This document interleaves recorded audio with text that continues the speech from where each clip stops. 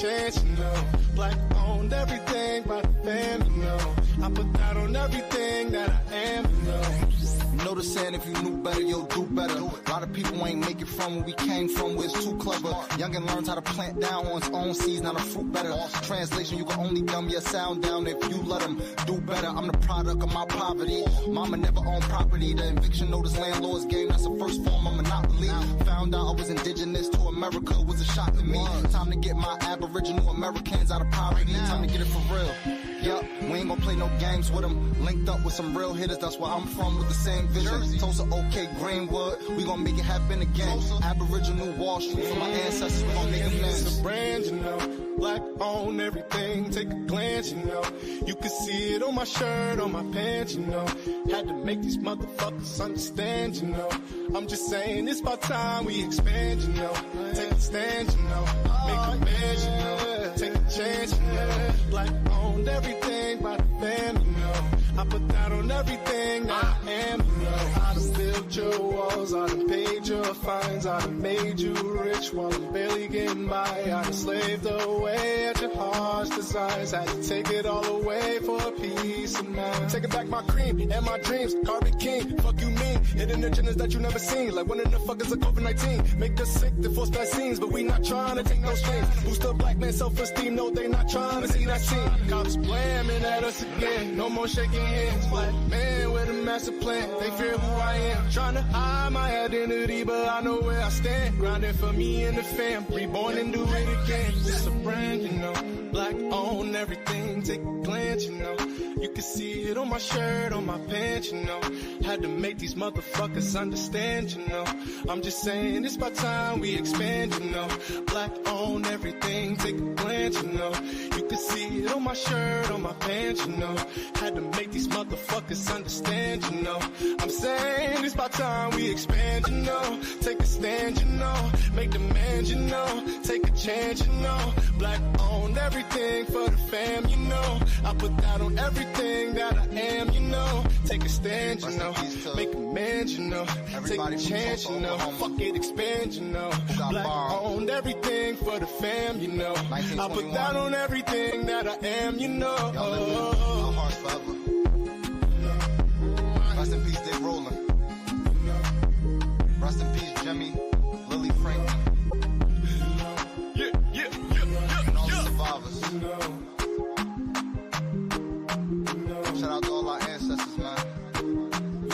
We coming back for everything that they stole. Let's get it. It's a brand, you know. Black on everything, take a glance, you know. You can see it on my shirt, on my pants, you know. Had to make these motherfuckers understand, you know. I'm just saying, it's about time we expand, you know. Take a stand, you know. Make demands, you know. Take a chance, you know. Black owned everything by the fam, you know. I put that on everything that I am, you know. You know the saying, if you knew better, you'll do better. A lot of people ain't make it from where we came from, where it's too clever. Youngin' learns how to plant down on its own seeds, not a fruit better. Translation, you can only dumb your sound down if you let them do better. I'm the product of my poverty. Mama never owned property. The eviction notice landlord's game, that's the first form of monopoly. Found out I was indigenous to America was a shock to me. Time to get my Aboriginal Americans out of poverty. Time to get it for real. Yup, we ain't gonna play no games with them. Linked up with some real hitters, that's where I'm from, with the same vision. Tulsa, OK, Greenwood, we gonna make it happen again. Aboriginal Wall Street, for my ancestors, we gonna make amends. It's a brand, you know. Black on everything, take a glance, you know. You can see it on my shirt, on my pants, you know. Had to make these motherfuckers understand, you know. I'm just saying, it's about time we expand, you know. Take a stand, you know. Make a bed, you know. Take a chance, you know. Black owned everything by the fam, you know. I put that on everything that I am, you know. I done built your walls, I done paid your fines, I done made you rich while I'm barely getting by. I done slaved away at your heart's desires, had to take it all away for a piece of mind. Taking back my cream and my dreams, Carvey King, fuck you mean. Hidden agendas that you never seen, like one of the fuckers of COVID-19. Make us sick, the force vaccines, but we not trying to take no strings. Boost up black man self-esteem, no they not trying to see that scene. Cops blaming at us again, no more shaking hands. Black man with a master plan, they fear who I am. Trying to hide my identity, but I know where I stand. Grinding for me and the fam, reborn and do it again. It's a brand, you know. Black on everything, take a glance, you know. You can see it on my shirt, on my pants, you know. Had to make these motherfuckers understand, you know. I'm just saying it's about time we expand, you know. Black on everything, take a glance, you know. You can see it on my shirt, on my pants, you know. Had to make these motherfuckers understand, you know. I'm saying it's about time we expand, you know. Take a stand, you know. Make demands, you know. Take a chance, you know. Black on everything for the fam, you know. I put that on everything that I am, you know. Take a stand, you know. Make amends, you know. Take a chance, you know. Fuck it, expand, you know. Black on everything for the fam, you know. I put that on everything that I am, you know. Our hearts forever. Rest in peace, Dick Rowland. Rest in peace, Jimmy, Lily Franklin. And all the survivors. Shout out to all our ancestors, man. We coming back for everything that they stole. Let's get it. It's a brand, you know. Black on everything, take a glance, you know. You can see it on my shirt, on my pants, you know. Had to make these motherfuckers understand, you know. I'm just saying it's about time we expand, you know. Take a stand, you know. Make demands, you know. Take a chance, you know. Black on everything by the fam, you know. I put that on everything that I am, you know. Alaikum, in the name of Allah, His Messenger, the Honorable Elijah Muhammad, I greet you in the forms of peace and paradise, as we say. Assalamu alaikum is your sister, Rana Muhammad, and I'm back again, of course,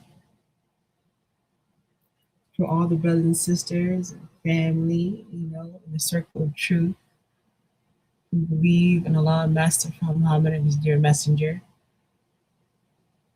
For those of you who are going to tune in now and later, we are here continuing the Theology Time series by our dear messenger, the Honorable Elijah Muhammad, giving us the teachings from our dear Savior and Lord, Master Muhammad, from him to us.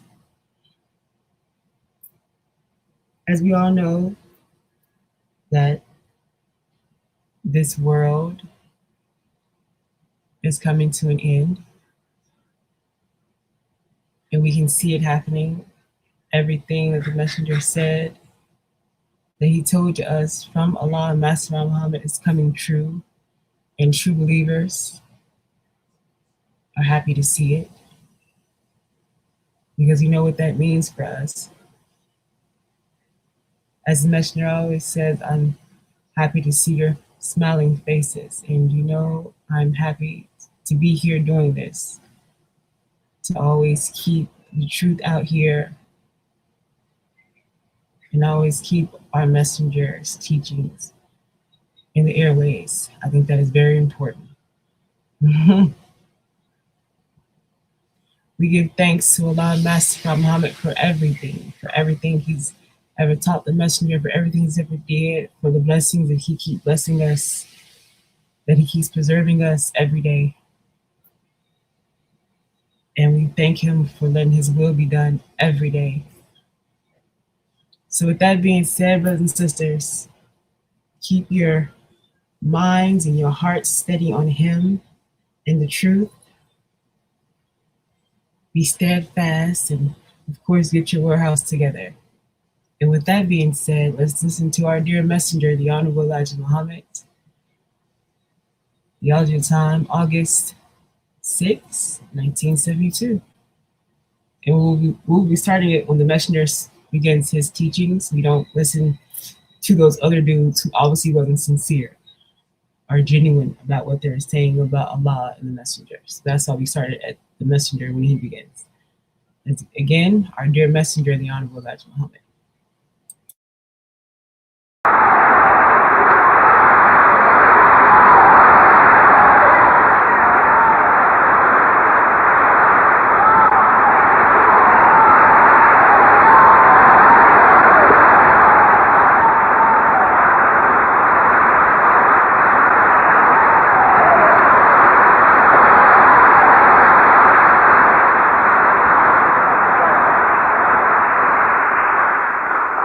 Assalamu alaikum.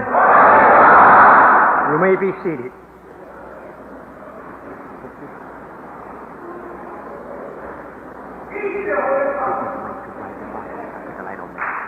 No, that's all right. I don't need it. I don't need it. I said I don't need it.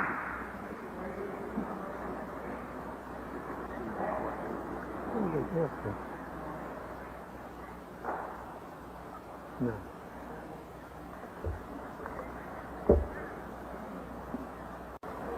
Again I said, Assalamu alaikum. Brothers and sisters, I'm very happy to see you, smiling faces. That makes me feel good to see no vacancy, but a little. And I think before we are finished, it will be filled. We continue our subject, the theology of time. As this is the thing that you should know. What has been hidden from you and what is being kept hidden from you. I'm the fellow that is raised up here to open my mouth and tell you what Allah has revealed to me that was hidden, and that the prayer of the Prophet Abraham and others should be fulfilled.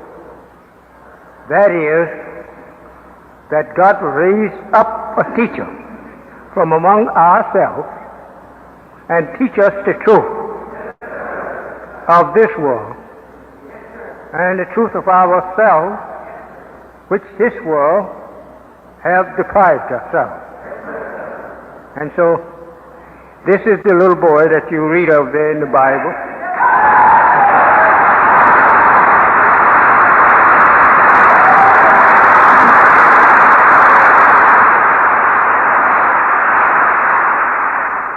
If you take note of the name Elijah in the Bible, it comes in the Old Testament and leaves out in the New Testament. He's followed by many witnesses of the prophets and the local prophets. Some of the local prophets don't have too much to say, but he goes directly at the point. We call them minor prophets. He don't miss nothing of what has been revealed to him. He tells it right out. I hope you are hearing me. The mic up here, you will have to tell me yourself whether you are hearing well.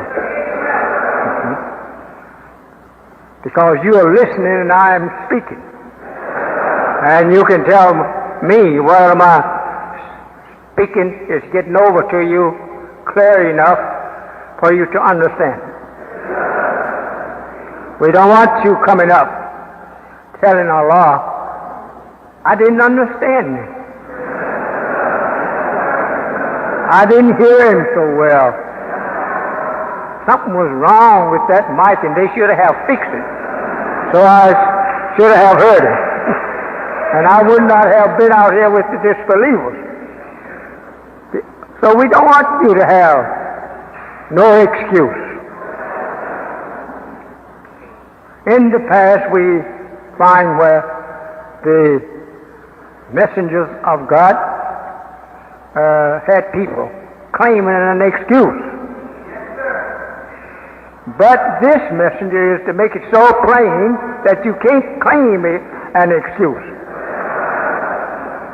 And watches you to see if you misunderstand me. And you're welcome after I'm said about all I intend to say this afternoon, to ask me questions if you didn't understand. But I don't invite you to ask me something just to be talking. Yes. I will try and keep you from that in what I say. But if you think that you have found something that I failed to say in what I say, I won't say it all because you won't have time to stay here to hear all that I have to say. And I won't have time to stay here and tell you.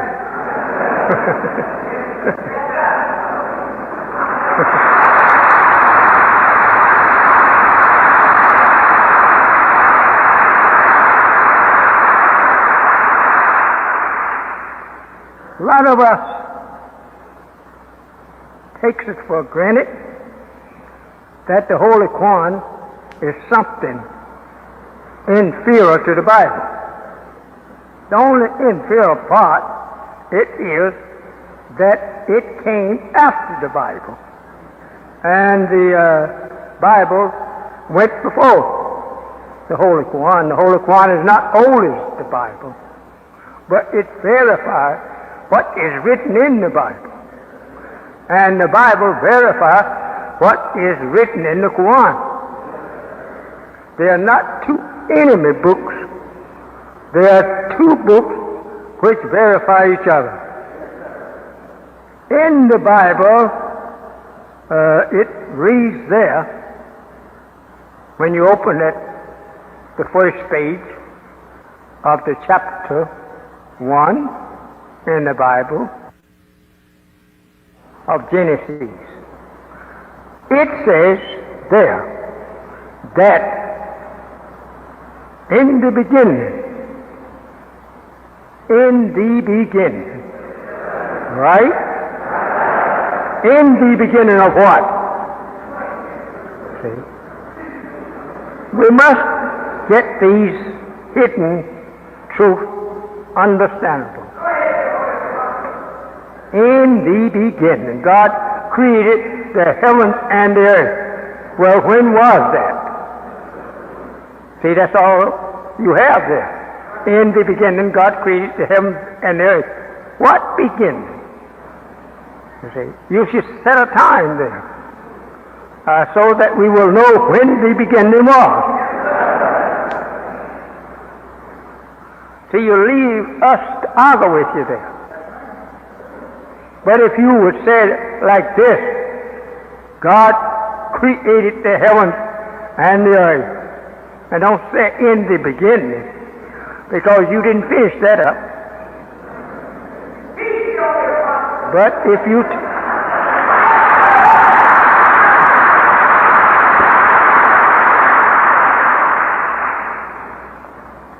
if you had said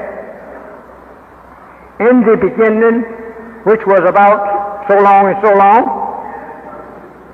or it was so long and so long, don't say about, because it had a beginning. There's nothing before us nor behind us what didn't have a beginning. We used to say, nobody knows. That was right. But there was a beginning, you see. If God was not before the beginning of what counts you have, then who was it before him? Because he was the beginning himself. Listen at it good. The beginning of time was made by the beginning of God. We had no beginning before he made himself. We could not calculate on time because there was no motion making time.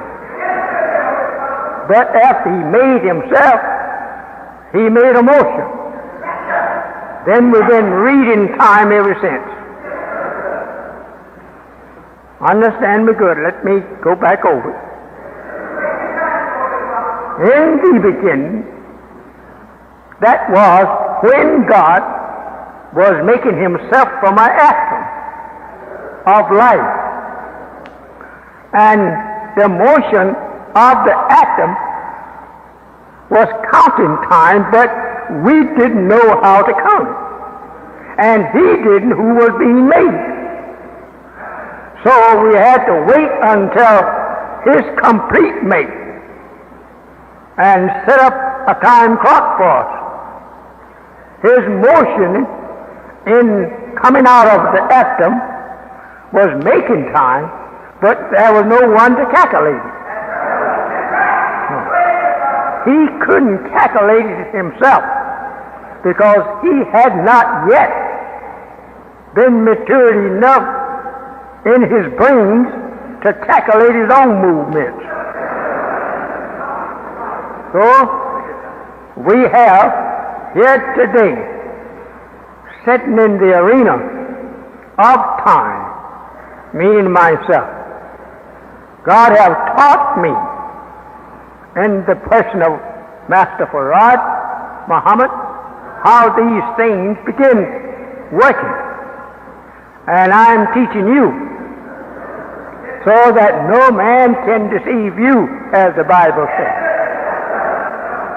And that no man can argue with you and win his side of the argument unless he's on your side. We are very happy that the coming of God, whom the Christian calls, which is one of his attributes, to be living in such glorious time. It's a glorious time because you are being accepted for something that you thought you were not. As a righteous person and not as a wicked person. Think of all the sin that Satan caused us to commit. We are not guilty of it. Allah declares that he will not charge us up with the sin of Satan before he arrives. So some of us have did quite a bit of sin, and we are certainly happy to know that book won't be shown to us.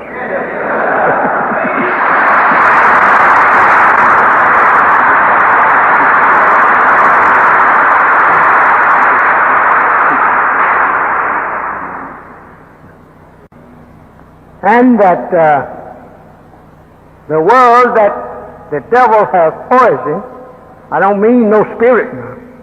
I mean that blue-eyed Caucasian walking out there where you can see him.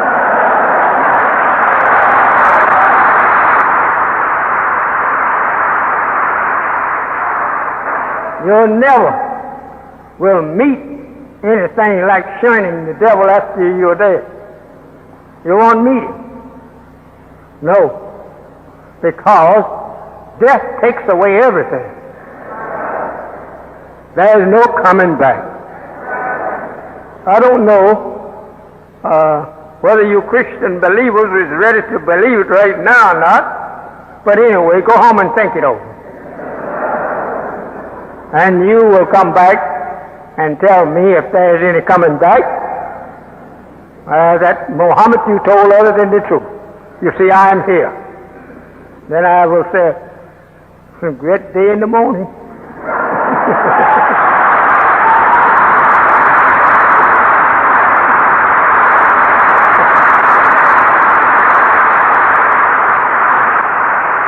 There is so many people that don't like to come and listen to Muhammad because he said there is no heaven or hell for us after we die. That when we die, that's the end of us. I said, brother, if there was an end coming back to us. There was another chance. I would be a greater believer in that than you. Because that would convince me that I'm preaching wrong. I will come back.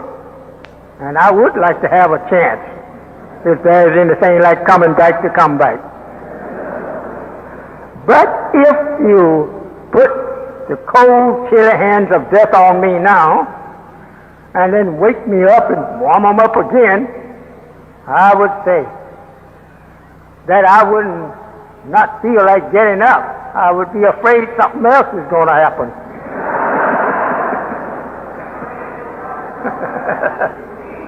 So I said, once death put me to sleep, let me remain asleep. That I'm not conscious that I'm asleep. And I don't want to get conscious that I'm asleep if I got to come back again to that same grave, like the Bible teaches you. And there's a lot of Christian ministers take it just further, that God raised Lazarus up out of the grave, give him life again. Well, then why did Lazarus have to die again? God is more intelligent than that. He would not have raised Lazarus up and then let him die again, the physical death. He would have been mistreating Lazarus. But that's the misunderstanding of the preacher. The death there don't mean a physical death. He declared that himself when he told to come to the grave. And that Lazarus was dead. He said, he's not dead. He's just asleep. Meaning that he's not physically dead. Show me where you have lain. And he went and looked at Lazarus, still declaring he's not dead. And then he called on his Lord, not to try to God. He was well aware that God knew what he was wanting. He says, in words, I'm not trying to tempt you, but for the sake of these that stand by, the disbelievers,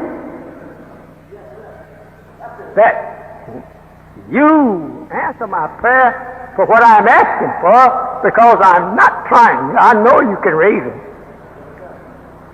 But for the sake of these disbelievers, Jews, I said, I could change that today. For the sake of disbelieving black people, let him rise. The white people, the devils, have so thoroughly killed us of the knowledge of self that they don't think that no man could take you out of what he has put us in. The FBI told me, an agent, one day, he was asking me about some of my followers. He says, Elijah, you have a hard job. I said, you made it hard.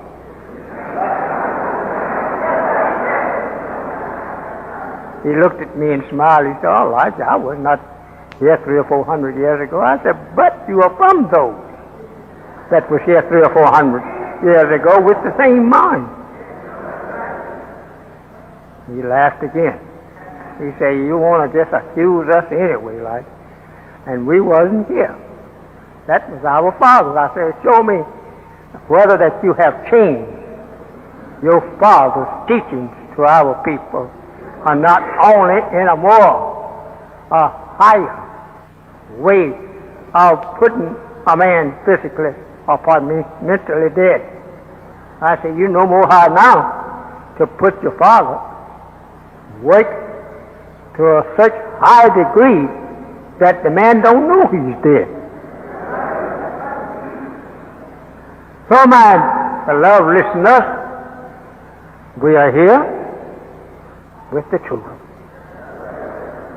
Whether you believe it or not, you are here. to hear it and leave it a little alone. I'm not here to force you to believe, but I am here to condemn that which you believe in. That you won't be able to condemn me in what I believe, because we make it so plain. Even in the book that we read, Bible and Holy Quran, you want to make the Holy Quran something that is not worthy to be respected as the Bible. We make the Holy Quran more respected because that the people that translated the Holy Quran was not liars. But the people who translated the Bible, they added in to the truth. Not that the Bible don't contain truth, plenty of it if you understand. But they made it hard for you to understand by making the truth in symbolic language, and you cannot understand that which they has made symbolic. So Allah has risen up to you an interpreter of the Bible and the interpreter of the Quran, which He has given to me to rely on to teach you the truth of Islam. The religion of Christianity does not make it clear enough for you to know the truth. You will say, man, go on. Yeah, I'm going on, but I'm going on with the truth to you.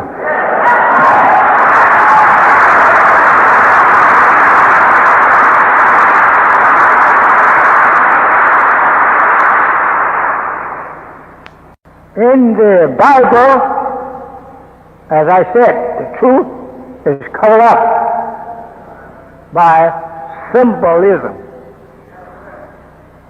And you don't know what the symbolism is. Look at those horses in the Bible that He tells you they are speaking. The Holy Quran does not use no such fancy. But the Bible uses all of this to blind you to the knowledge of truth. And I saw another horse come out, and on him was such and such type of rider. These are governments that he's referring to of his own civilization. But he don't want you to know the truth that it's referring to him, because the picture of it looks ugly. Then I saw another horse, a black horse, and his rider had a pair of balances in his hand.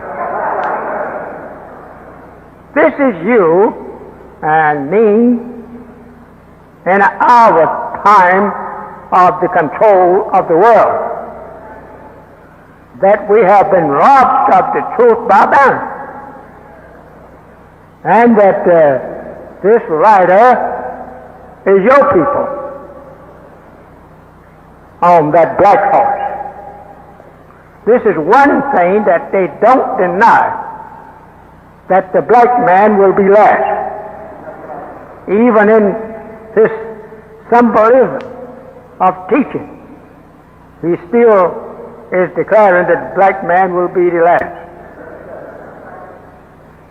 My friends, to get born and nourished into the knowledge, not the knowledge, into the civilization of the devil, the white race, you cannot realize it until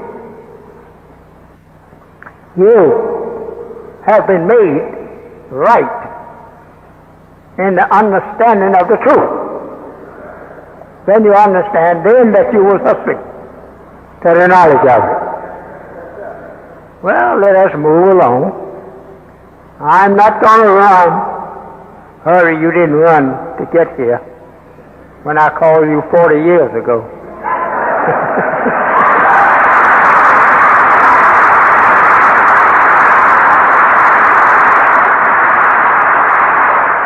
So this time, I'm going to take my time because I know what is going to take place. Allah has taught me what's going to take place in this time. Some of it I don't like to tell you. It won't make you feel so good. And so I want you to feel good while I'm teaching.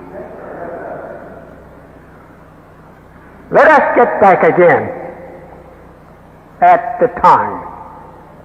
If the Bible teaches you that the devil will have the power over the people to rule them until God come and destroy him, this is true, and that God prepared hell for him and the day that he was made. Think over that. Before ever the man was made, hell was prepared for him. Now, if the Bible teaches you that, Christian believers, why you want to go along with it? Since his destination is hell. But you say, I don't know when that will be. Neither do you. No one is given that hour but God himself. And then he passes it over to that angel that you read of in the Revelation that places one foot on water and one on land. The preachers used to fancy in that. Of course, they didn't get too far from the truth. They used to say that the angel would ask God, how loud must I sound? He'd make it a little fancy there. I used to hear my father preach it, and he'd put fancy to it because he didn't know. But today all fancy is removed, and the light of the truth must shine so clear that you cannot claim there was a cloud between you and it. This is the little boy that is talking to you now. There is nobody coming behind me but God. I better tell you that.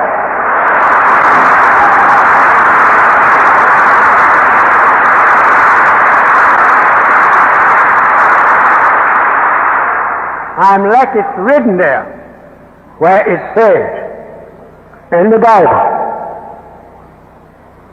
that for that great and dreadful day, I will send you Elijah,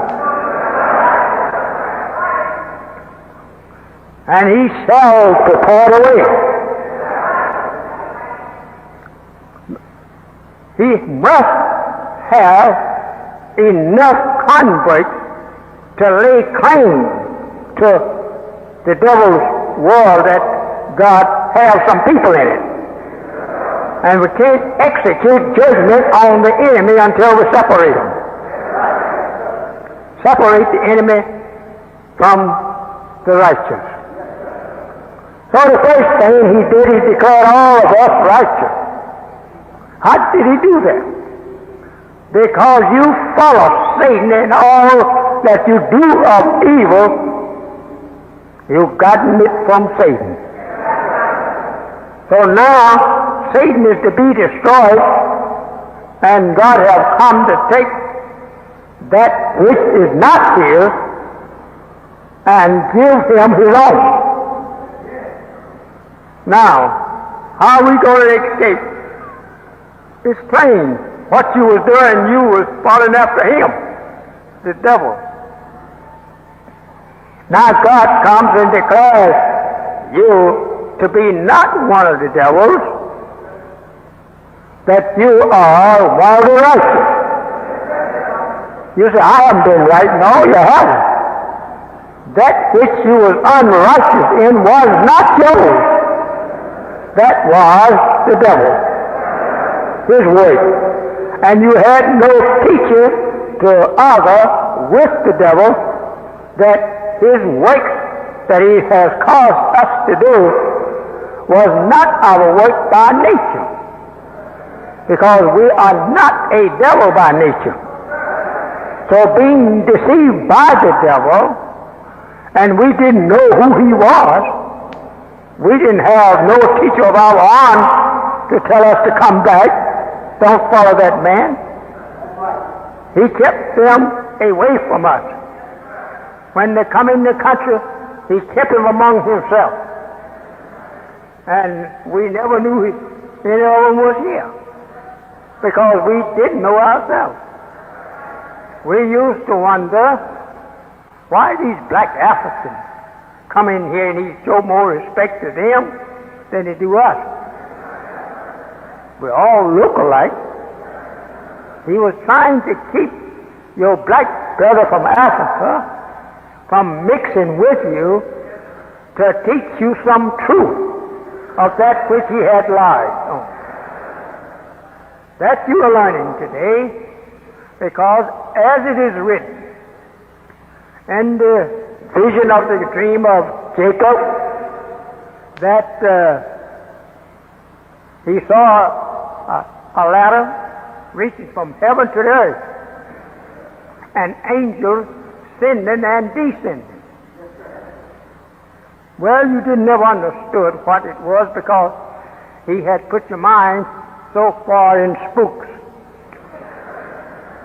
Something that is not a person. It's something like air out here, and a form is out there of air in air. Well, you just didn't never understand. If he saw a ladder reaching from earth to heaven, and angels ascending and descending, this was people, and this is the connecting link. This is what prophets, teachers of God, is one to be done, that the people in the devil's civilization come out, go up to Allah, the ladder of time and teachings. So, why Jacob saw this ladder, which means the connecting of you and I with the God righteous people that is called angels. It is true that he was looking at the end of his time, that the people he had deceived would one day be connected with the people of righteousness, and that they would be going from heaven and from the earth where they live. Today you'll find this in the Muhammad Speak newspaper on the front page, over the head of it. Black man locking hands with black man. This has that interpretation, that we who has been lost from the way to get to God in the heaven that he prepared for us is now coming to pass, that you can shake hand with your brother all the way around the earth. He will respect you, highly expect you, if you say that I'm a follower of Elijah or believe.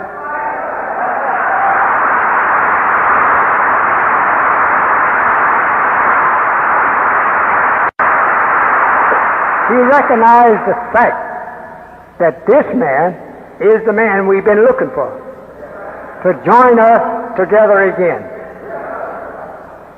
Their scientists come to me sometime almost weekly, because they recognize what I mean.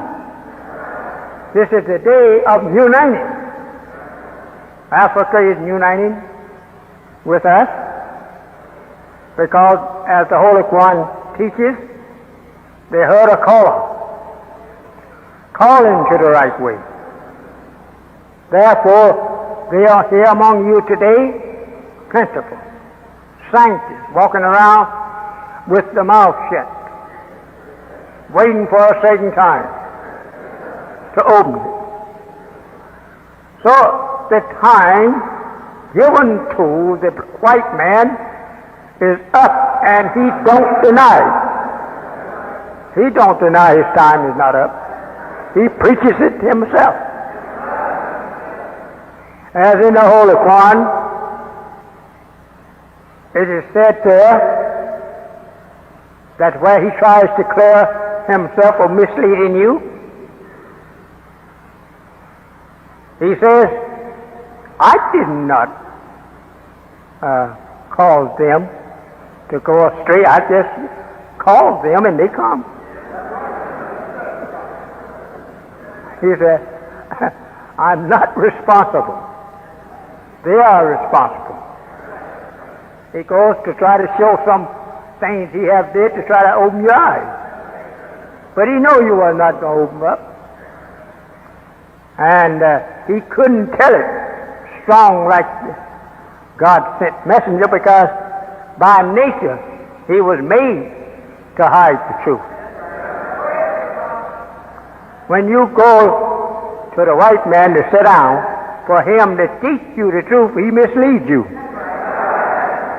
because the truth is against him, and the truth is his doom. So never go to him looking for no truth from him. He's not made of the material. When he was made a liar and made to oppose truth and to oppose you that believe in it. Oh yes, I'm taking my time this afternoon.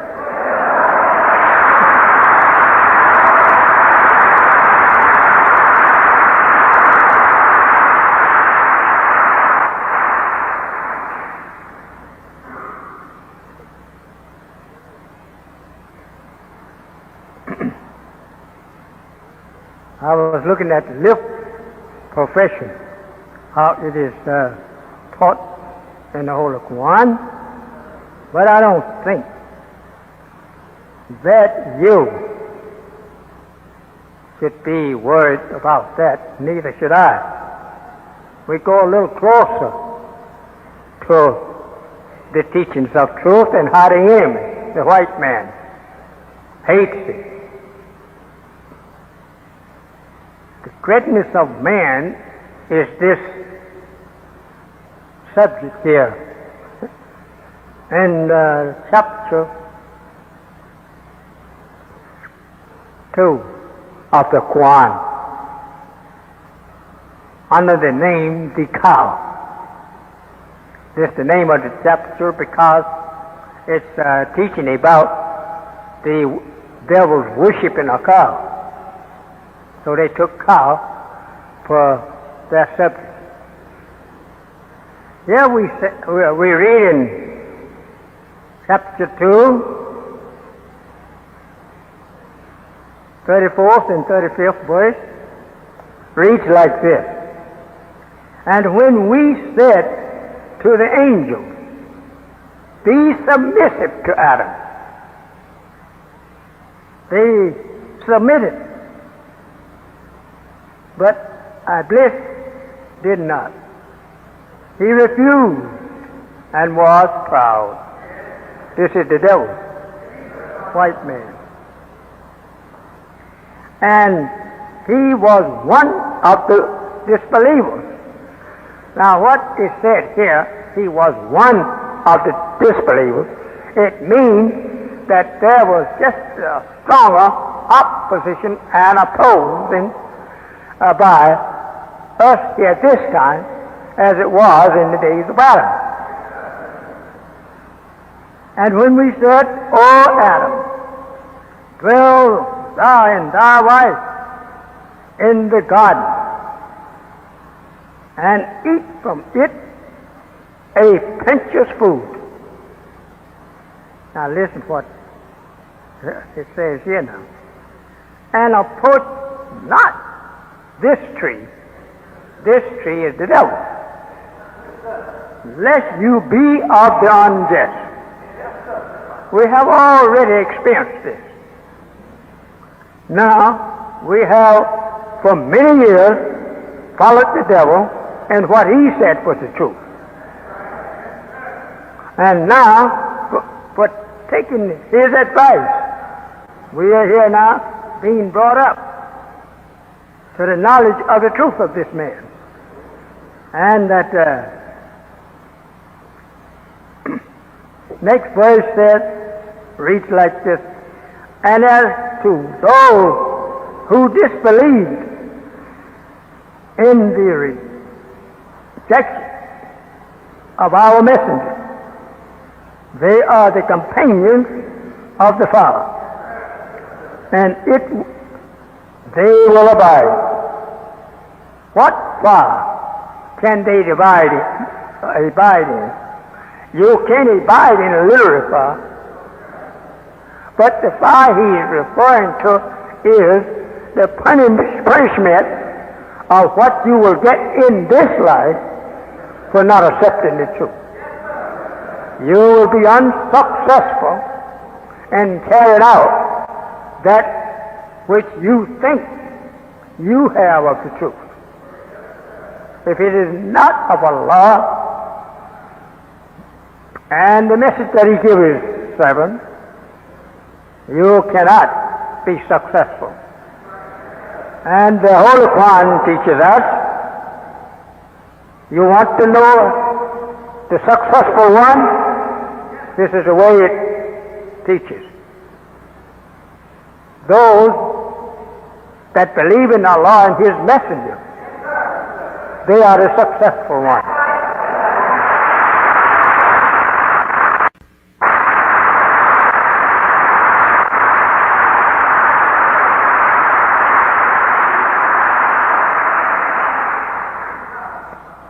Over here in the 45th verse, it reads of the same chapter 2. It reads like this. Seek assistance through prayer. Think over that. Some of us don't never pray at all. Only when we do get in trouble. Then we are like a man sinking at sea. He never believed that Allah will help him until he's going down in the water of Allah. That water Allah made. And it can sink us as good as it can make us to feel joyful by riding on its back.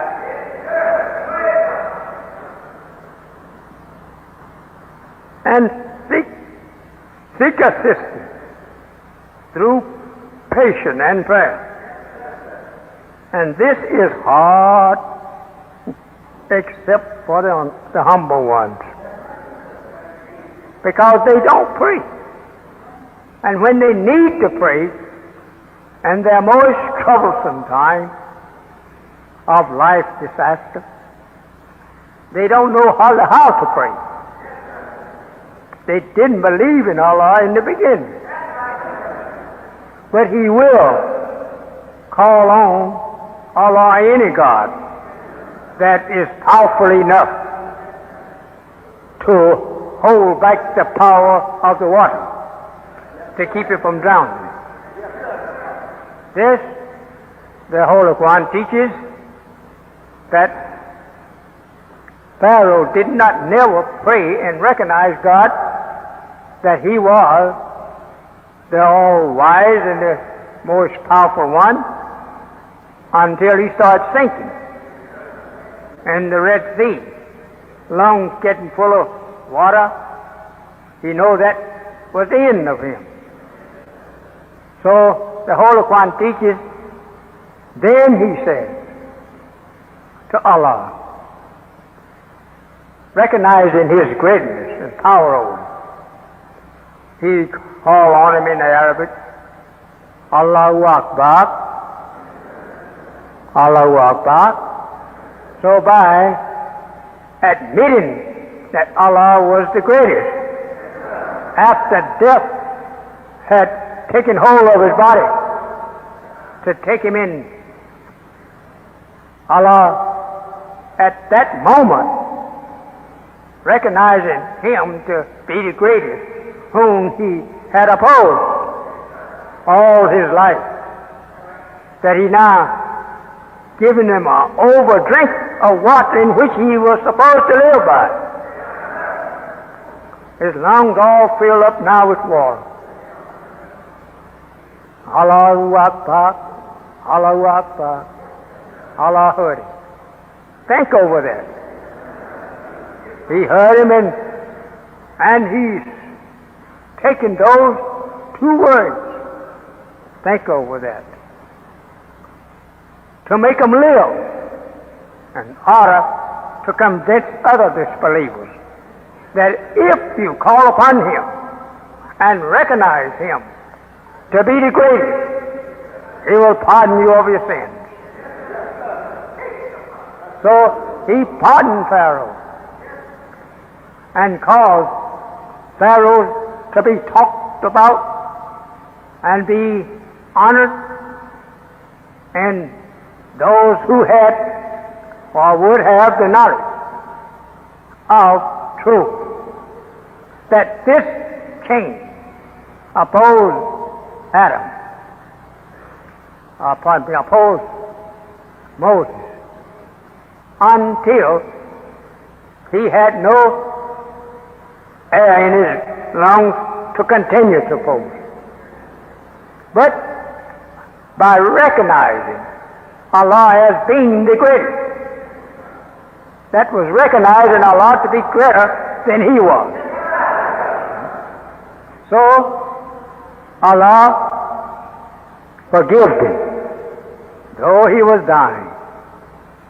But he made his name to be remembered. This time is referring only to the white man and those who willfully, after knowing, will continue to follow. Though they had a chance, God forgive them if they would leave the devil and come to him and go back to the people, because they are not guilty of the devil's sin, and he have declared them to be free of the devil's sin. So the angel is a very beautiful sight here. He puts one foot on water and one on land, so the book says, the Bible. This is true universally out of both books. Here is the secret of it. The man was raised excuse me, off of the food and water out of the earth, and out of the water he ate food to survive. So the angel is cutting them off from both. He puts his foot on land and on water too, because without either one of these you can't exist. So his left feet, the book teaches us, and his left hand and his right hand and his right foot, the right hand and the right foot hanging on water, and the left foot hanging on both water and land. So there must be a division made now. Since you've gotten your life out of both, I have to declare that the time that you was to feed from both is up. Time, know now, will soon know no more. The time given to the enemy is up, and it won't be known anymore. God is declaring that he won't exist in no form, nor will his way of teaching the people will exist. So he's got to go, he and all his work.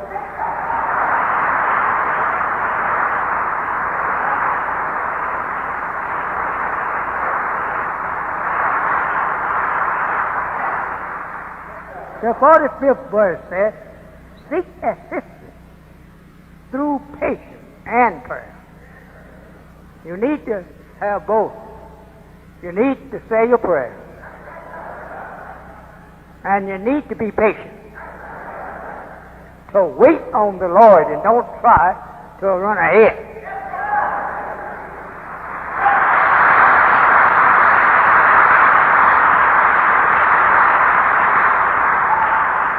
Because you can't be the head runner.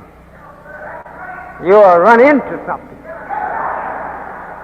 that you cannot put out of your way.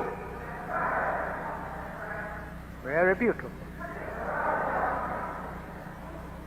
So if you get in a hurry, ask the Lord to assist you to be patient.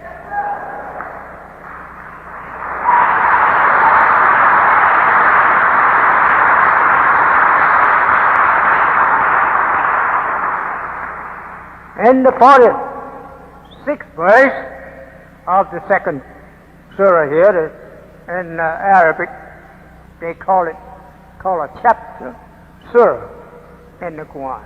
We call them chapters in the English language. He says, who know that they will meet their Lord, and that to him they will return. This is the believer, the Muslim. They know that they again will meet with their Lord, like the Bible teaches too. Because he came to them, they recognized him to be God. And he put the faith into their heart to continue to believe, like oil is put in a burning vessel to keep light. So therefore you 5 wise and 5 foolish have a place here in this. Those who know that the bridegroom was coming, they kept their lamps burning. And those who didn't believe it, they let their oil burn out. And the noise was made. Here is the bridegroom. Go out to meet him. These were surprised because their belief had gone out. And they had no belief that he was coming back. Just like oil went out of a lamp. And that the oil have no more power to give light. So that's the way it was with half of these who started out. All had oil. All had the faith. But it went away from them. As the Holy Quran refers to this kind of time of those who turned hypocrite, time came prolonged and hearts hardened. That shows you how the people love this world. They can't have patience to wait too long for an execution of it by divine. So they get unhappy and restless, and they say something similar to what we find over here in the Bible. In Paul's epistle, he says, they would say, why have we walked mournfully? And the wicked, meaning those that is not doing this, they are happy. And here we going around mournful looking. But the Lord heard this saying. And the Bible says, when he write up his people, those that was afraid to turn back into the world, he said, those will be his. These will be mine. When a man is brave to break the law of God, which is good, then he's defying God to bring about his execution, to him for breaking the law. Because he's disregarding it and he don't like it. And he goes back to the enemy of God to join up with him. Again. Then when he sees the approaching doom, he will want to go back in and join up with God. But Allah is not cheap. He is self-independent.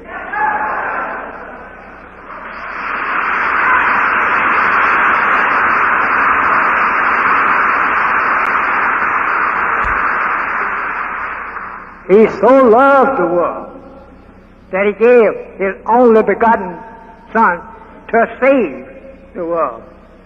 Wrong. God never was so foolish to give the best angel to save the weakest. This only begotten Son means he is the only one that was raised from the mental death and was prepared by God by teaching him how to teach the people to bring them back to a mental life.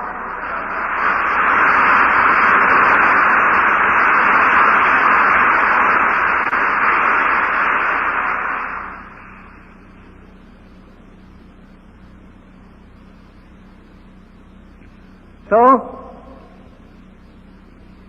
I'm here calling you to return to your own.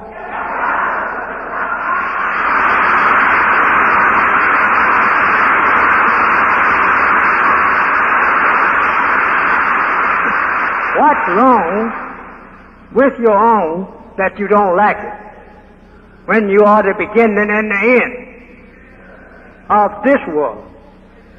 You begin this world from making it from you and me. Yaqub, the father of the Caucasian race, he made the Caucasian from out of a weak germ of us. He didn't go out and get something that was not already in existence to make him a man. He come right back to himself and looked into the germ of the black man and found no man. Therefore it is true that you are the first and will be the last. No man can produce another man equal to the black man without going to the black man.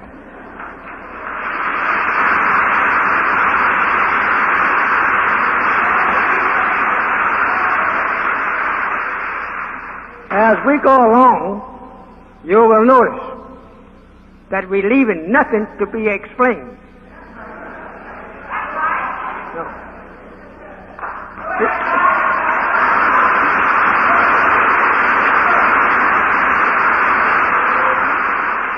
If you would ask me questions after I'm ready to dismiss myself, remember now that you don't ask the question that I have already answered.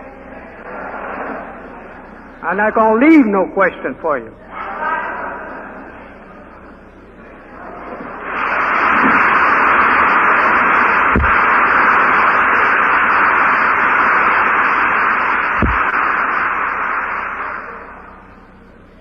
Allah warns us here in the 44th verse of the second surah, chapter.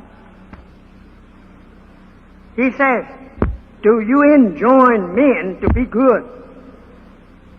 Do you enjoin men to do good?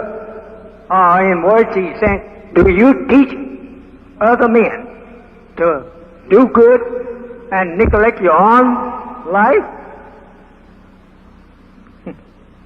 Do you enjoin men to be good and neglect your own souls while you read the book? You read the book. It teaches you to be good. Bible and Holy Quran. And then if you don't be good, for teaching others to be good. You will be the loser and they will be the winner. Because they did good, they believed in it. But you being the preacher of good and then neglect to be good yourself. I'm saying this, did you think just the name was going to save you? No. You have to be saved by works. Your work will save you.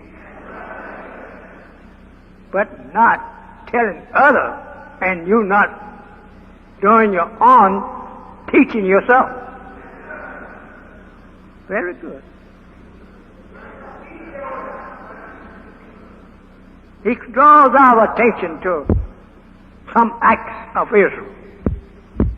O children of Israel, call to mind my favor which I bestowed on you, and be faithful to your covenant with me. A covenant is agreement. I shall fulfill my covenant with you, and me alone should you fear. There is no God to fear beyond God. He is the chief of all gods. I am the Lord thy God, he says to Israel, and me alone should you fear.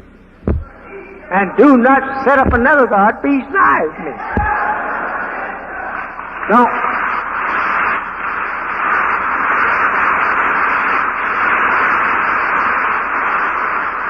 Don't try seeking another God to try and make him my equal. Yeah. The devil is powerful all right enough, but he's no equal to me.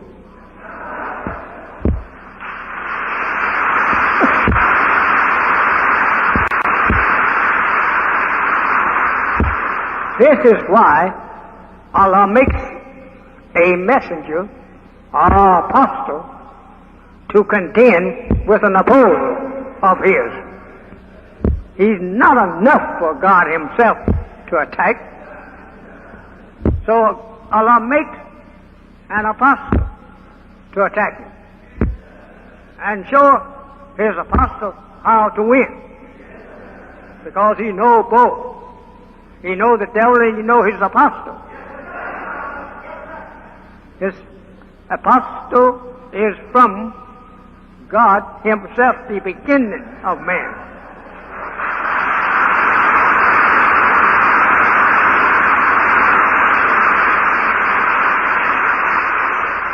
From this, he makes the apostle aware of all the arts and all of the attacks of Satan, all of his arguments, then give him the knowledge to refute the enemy's arguments. Give him the knowledge how to make the enemy to bow to him. This is true. As I'm here, the enemy do bow to me.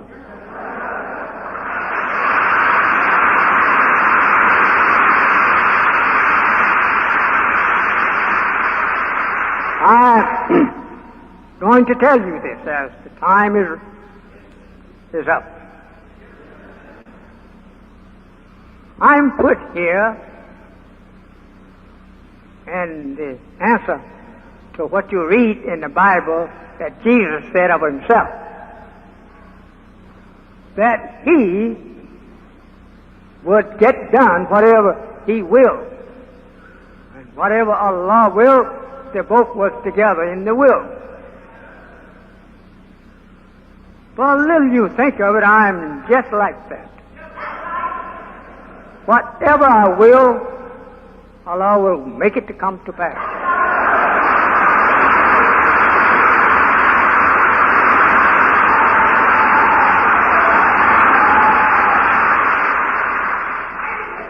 Since Jesus recognized the fact that he was not that man, that prophet, that one that will come in the last day, he was not that.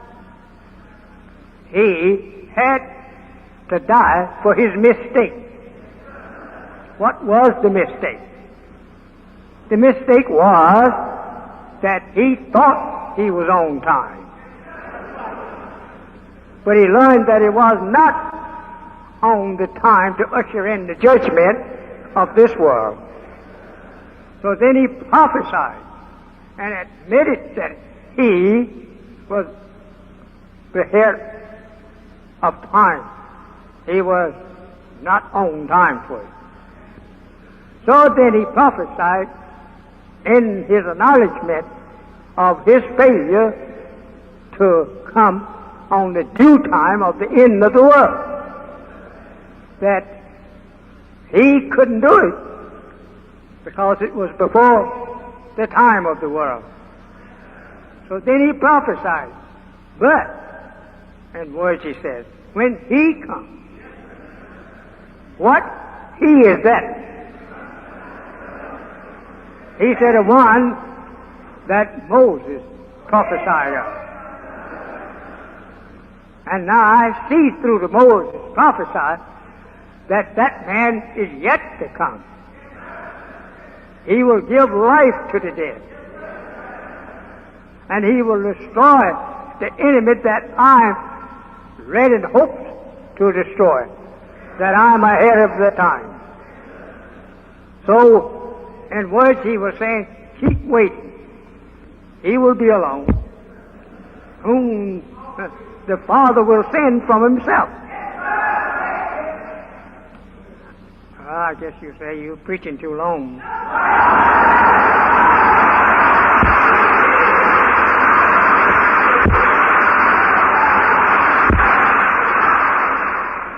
But when you go to analyze what is written, it takes you longer to do that than the writer. The writer could soon write it out, but he didn't know what he had wrote. So, I say, my beloved listeners, that it takes more time to untangle the entanglement than it did to tangle it up.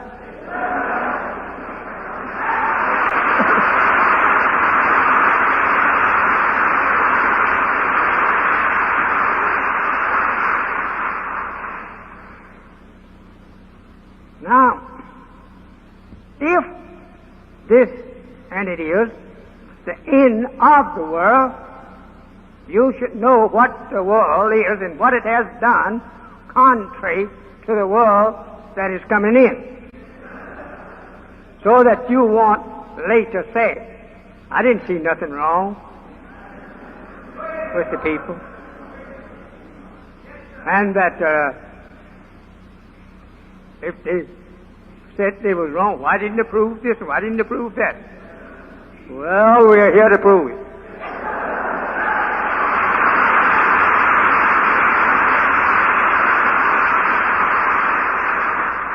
Let us take one in. You see, pardon me, I'm always getting short somewhere.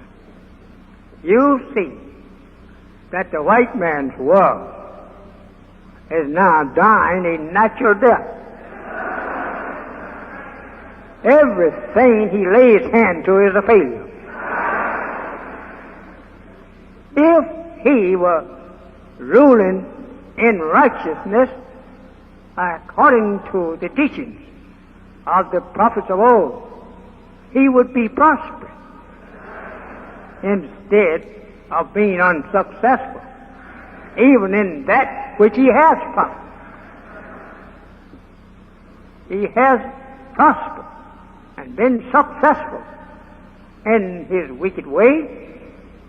So now a righteous one comes, which is an enemy to the enemies of evil. He sets up his kingdom on the very base of righteousness. He gets a servant to champion his world and makes him so firm that he is declared to be like a rock, a stone that is capable of breaking up stones. That if a stone falls on that stone, it will break to pieces.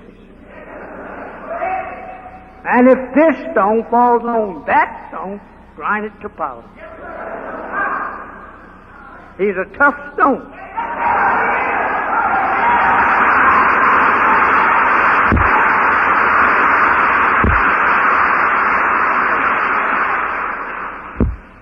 So if you have a stone that you want to build on, get one that won't crack. If you put other stones on it.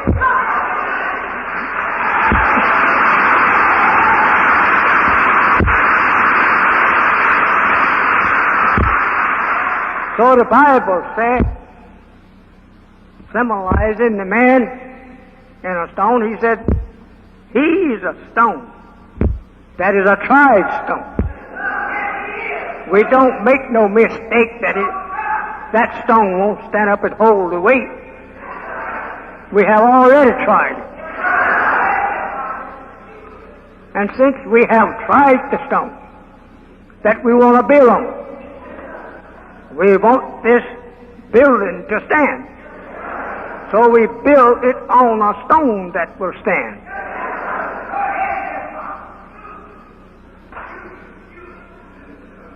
I'm not here just to preach to you John went to Nineveh,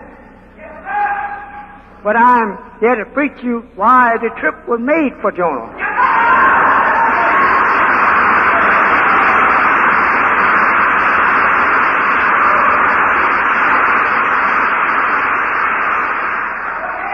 I don't want you to think that I'm up here trying to show off. I'm up here doing my work that God sent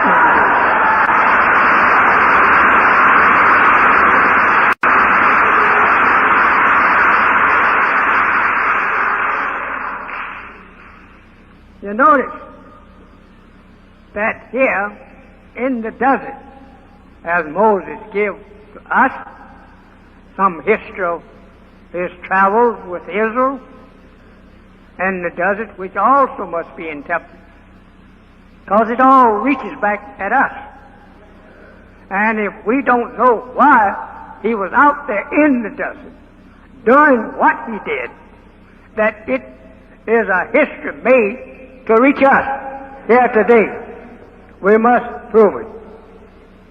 So, what I'm telling you is what he prophesied. He said, the Lord thy God will rise up from among your brethren, a prophet like me. How is he like Moses? Jesus verified Moses' thing, that God will send us a prophet like Moses. Well, number one, Moses went after a people that had been deceived by people. He got the hold to Pharaoh, who was an enemy to Moses and his people. And so in this history, it gives us more light on the last messenger and his work. I'm not going to preach that sermon now. I'm just catching up as I go along. What you really need, it is knowledge of understanding. For misunderstanding is the hell to man. So, I'm here to give to you the understanding of that of divine, which you have failed to get from the enemy of divine. Let you see what he looked like from the inside out. Then if you want to, after he have deceived you, to continue to live in his deceiving, that's up to you. No place in the history and in the scriptures that you will find where the last messenger will like to argue with you after he gives the truth to you. He leave you to later ponder over it, or you can go on disbelieving it until the truth, bearing witness to the truth of the messenger, coming from God in his actions against you. There is many things in the scripture which some of you think that you still have the freedom to do as you please. You can't continue to do as you please in this world because Allah is erasing this world. So you won't have no place to carry on your evil. The other people, they are all righteous, and they won't allow you to live in their righteous world with your evil from the devil of this world, whom they are destroying. You can't hold on to this. This is what I'm telling you. You are not free to hold on to it. You are not free to act. I reckon I'll eat up the mic after a while. I keep on.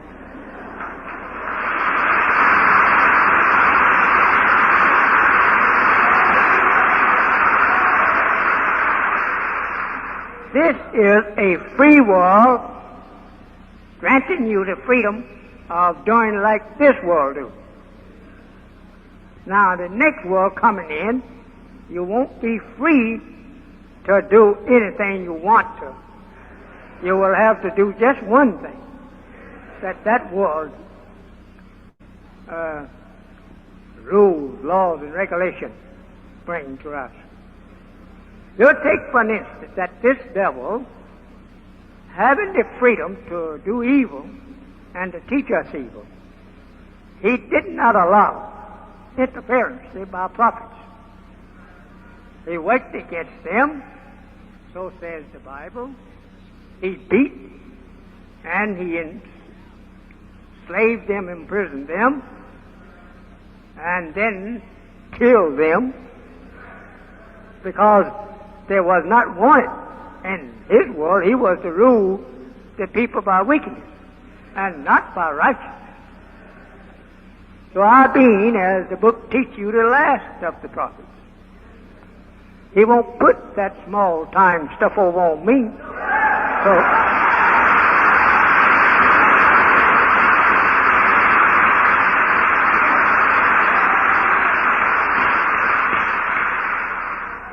Because Allah have caged me in His mercy and protection. Therefore, you can't get to me no more than you can get to God in the way of doing harm.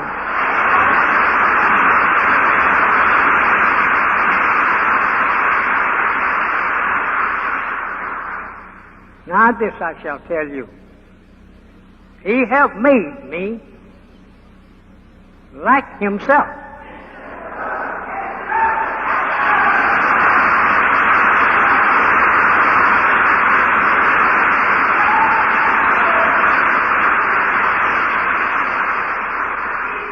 Whatever I do and whatever I want done or will, they use the word will, like He Himself, it will come to pass, don't worry.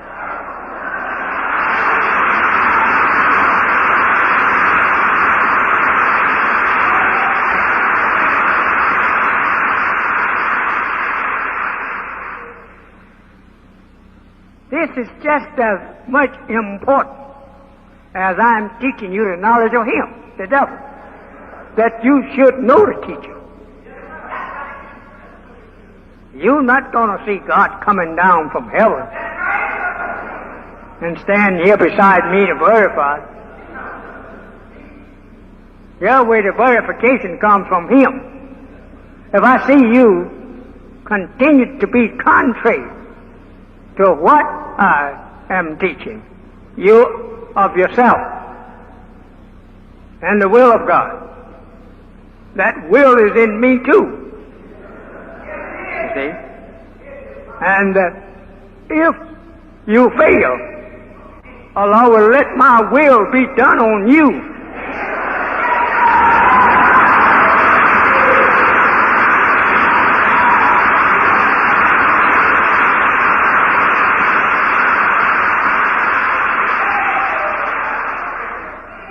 My wife is at home, gradually dying, but I didn't want her to die in a hospital, lest Satan would boast that the wife of the messenger, his God couldn't save her and he couldn't save her.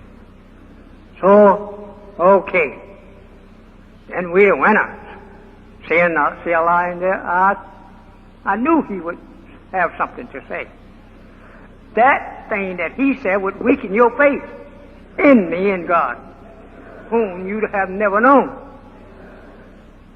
And you never did know the God that he preached to you, because it never exists only himself. There's no such thing as a God living upstairs. As one preacher I know in the South, I used to go to his church just to hear him get on this part. That God, or that the earth is God's footstool, and the heaven is his throne. So I kept listening at that preacher, kept listening. I said, he got something like right there.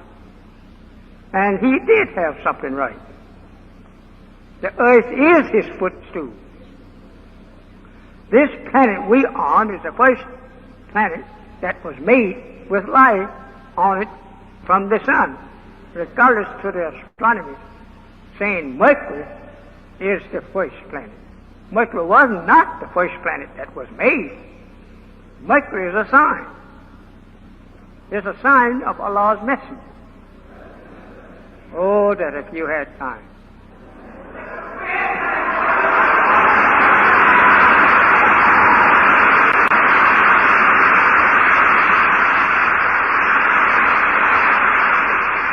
The planet Mercury is so close to the sun that the astronomers think that no life could exist. There it's too hot. Suppose now that we would be drawn through the atmosphere of the earth to the sun through cold so terrific that we couldn't live in that cold. The cold is always near and surrounded by a planet of light. You get where there is no such thing as a planet to mar the atmosphere with its water. You are getting into an altogether different universe to the one you come out of, because you come out of a universe around your earth saturated with water. When you get into a dry space where there is no water to chill that space, you can't tell nobody what that space feels like to you, since you are made of water. So you've got to put on something to shield yourself from being destroyed by dry space. Let me keep on. I'm not going to teach astronomy on that to you, as God have taught me most everything I see, most everything I see, and most everything I hear. He have taught me that. Did you not remember reading in the Bible in Psalms where David says that God had opened his ears and that to make him to hear, and his eyes to make him to see? These two factors of man, David picked up on it, and God taught it, even to the knowledge of birds and their language. He told me that he went in Africa, in the jungles, and learned the language of the birds. So I thought over this, and I smiled. I said to myself, well, when is you going to teach me the language of birds?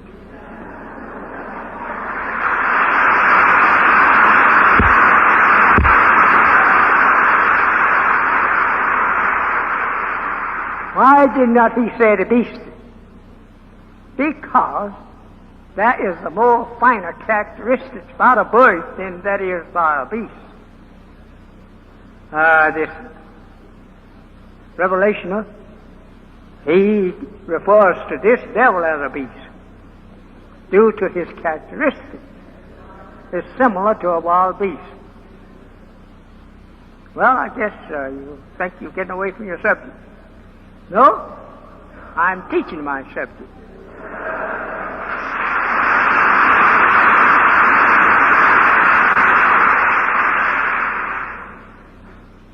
If you don't know the messenger who brought the message from God, how can you learn the sender? You've got to learn the messenger and his message, which he has brought to you, all but forcing you to listen, to learn the sender, God himself. You think that I'm stepping out the way when I say that I am sent from God. The people of earth been hearing that ever since that they made an enemy to man for 6,000 years. And that I'm only verifying what the others said. I verified them, and they have verified me before I was born. And after they prophesied that Elijah will come and must come, he must come. Why? He must come to make a new path for his people. They're in the wrong path. That path they're in is a crooked path. The people don't live upright in that path because it's so crooked. Like the snake, serpent. The snake is so crooked that you got to follow his trail around to find out where he went. You couldn't stand at the end of the line and look straight down the trail or the track that he made while he was crawling. You had to follow it, because that curve there is subject to turn anyway. Right?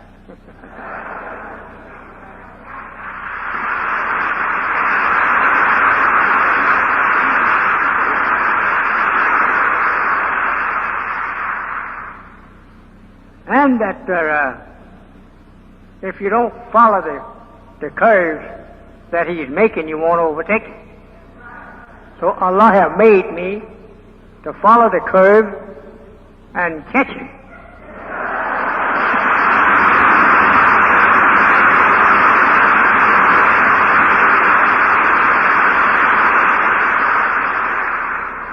The theology of time.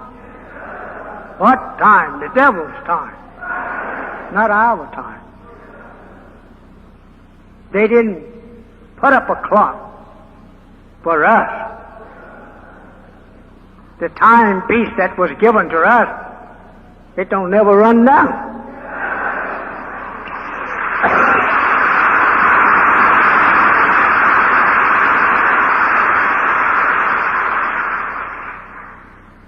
We all want to live, says the Bible in Quran. We have history of prophets and non-prophets living a long time. The Bible says by David that the wicked doesn't live by that time. Well, that's right. But every man, the history that we read, in the Bible and in other books and in the scriptures of the Holy Quran. All these long livers was prophets or something of the kind, some righteous person. Not a wicked person, but righteous, because the wickedness of the wicked destroys the wicked man. Because by nature, man was not made to destroy himself unless he be guided by a destroyer. We die quick under the guidance of the white man, because that he comes here to live for just a few days and go. Oh yes, brothers, I'm going to let you go after a while.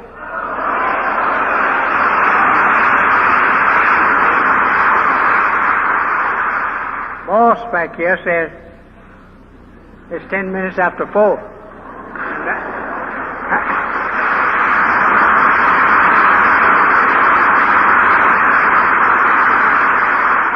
And that I've been going for an hour and a half. Well, look like to me we're getting a new time fixer. I thought I was the boss of my time here. But I'm getting to learn that I have a boss too. I feel pretty good, brother, and I don't feel like I've been teaching for 30 minutes.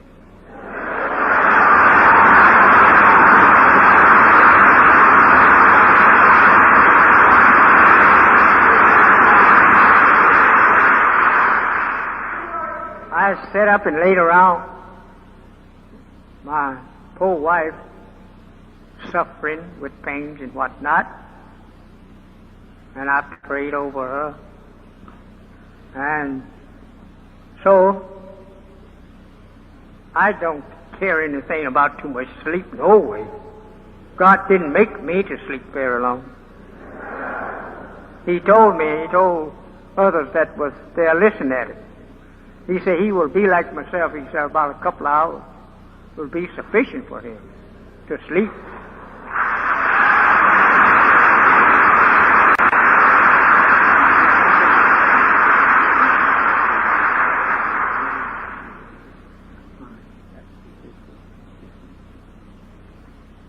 So I sit up and lay around on the side of the bed, honoring her in her helpless state of sickness. So I noticed, would sleep sound as long as I was laying around on the bed or sitting there where she opened her eyes and see me. So I hated to leave out for the sake of one to sleep and rest. What kind of sleep and rest did God prepare for me? He didn't prepare no sleep and rest for me. No. If I'm to be like him, he don't have no rest. He worked night and day. And I have to work night and day.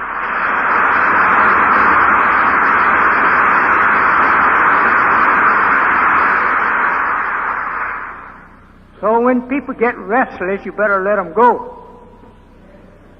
Don't they turn to be something else that you'll have another job to do. Of course, I'm not talking about brother back here. He just feels for me because he thinks I'm not too well. But he don't know.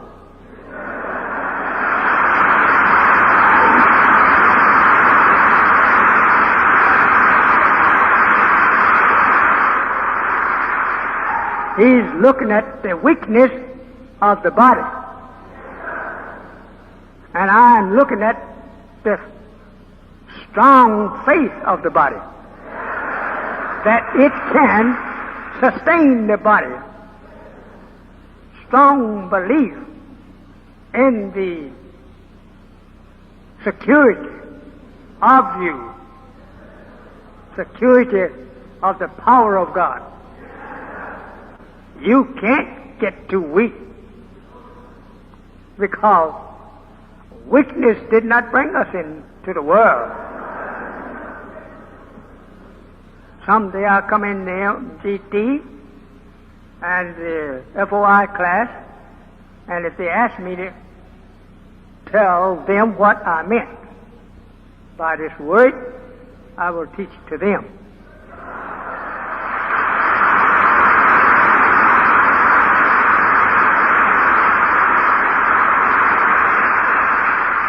But I should give you a hint here.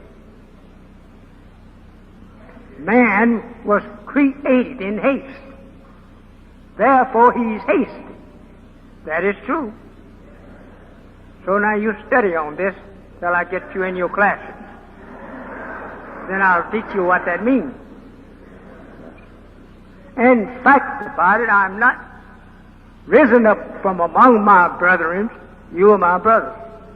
I'm not risen up among you into the knowledge of divine to not be able to answer to that physical fact, because it is true. And you will bear me witness whenever I explain to you that that couldn't be nothing else but the answer. This is mentioned in the Holy Quran, that Allah created you, and then He make complete you. But the man that was made from us, he was created in haste. His time is short. He must hurry and get busy doing his work. But this is not quite the answer yet. And I can't answer it here, but I'll answer it in your classes or to your teacher. So the brother, I think, is getting hungry, and I'm so full and nice.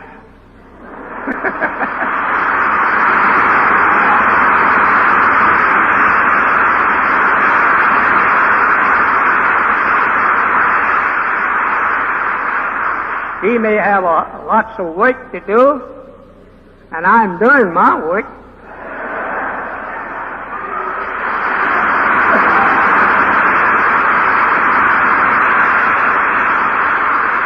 Today I had many to just to sketch on with you and show you the truth of them.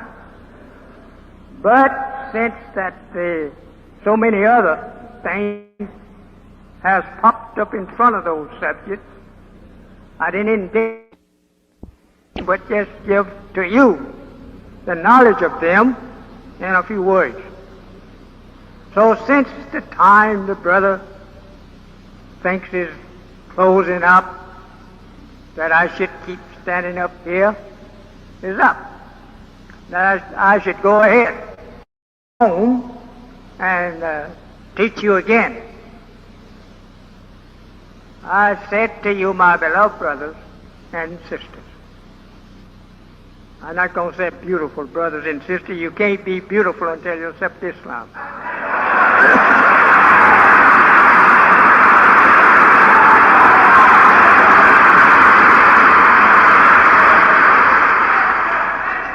That is true. The mark of the devil will remain on you until removed by Allah in Islam. So, when you accept Islam, you start getting beautiful again.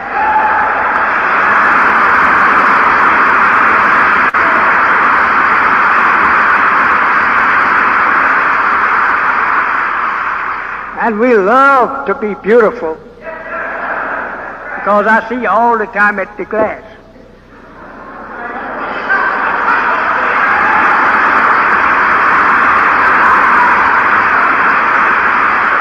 So, come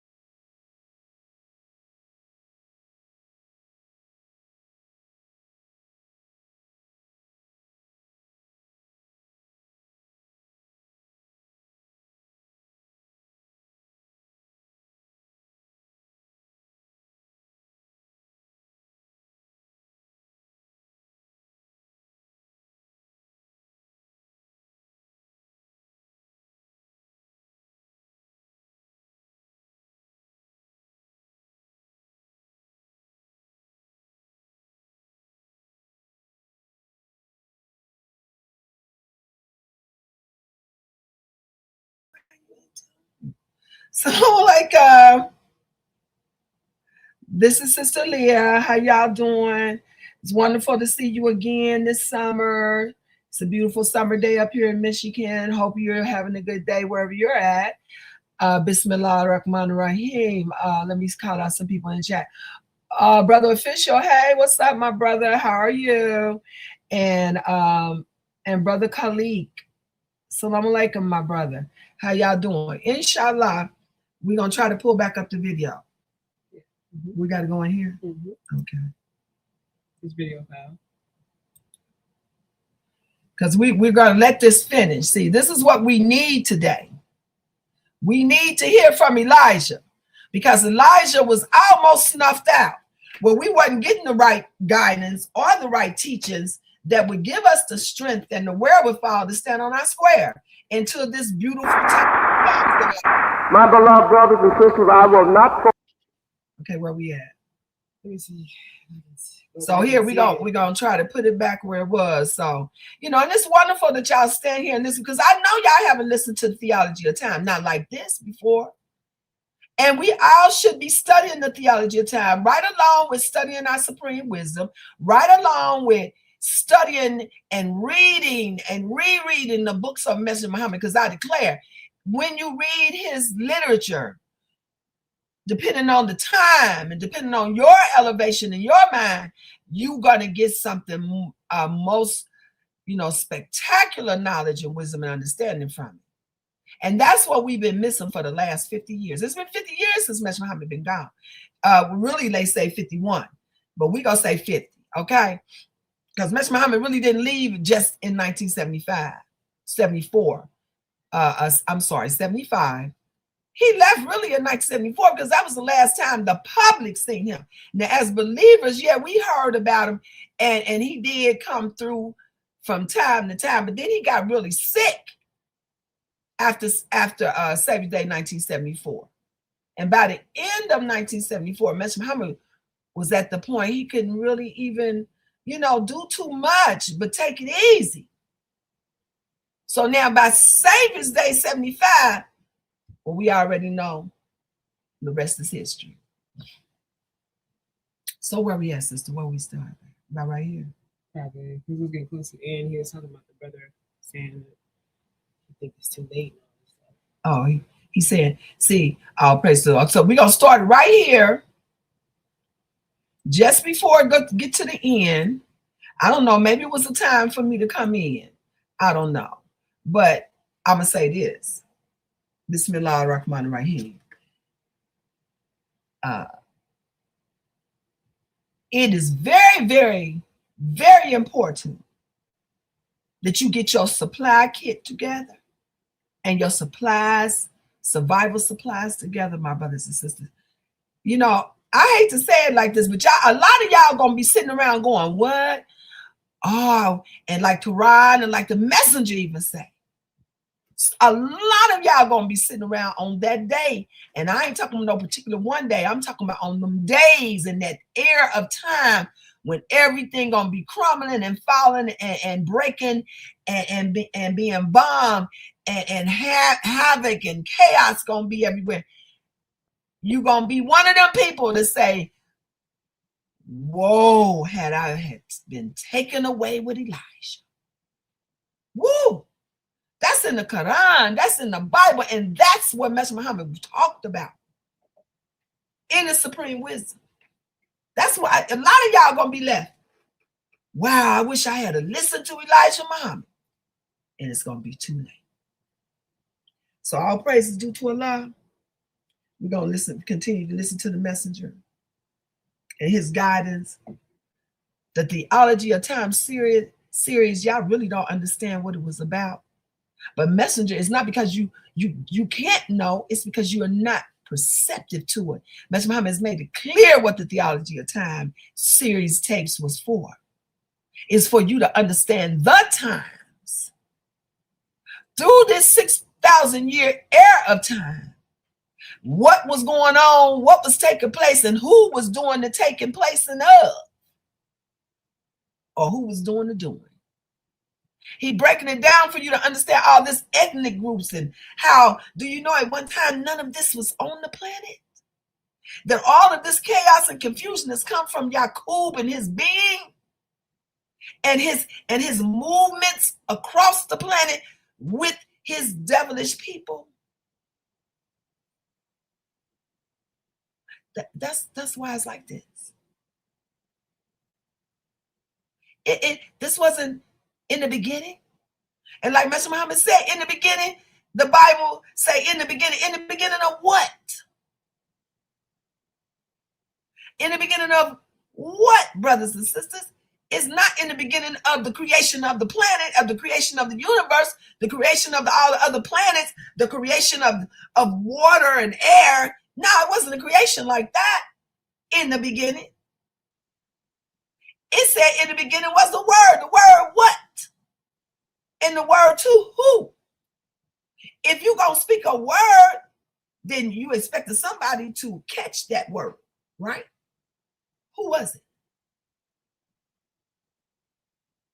So, like Mr. Muhammad was trying to explain, this beginning that we're told in the Bible and even in the Quran about is not our beginning. I've said this weeks and weeks ago.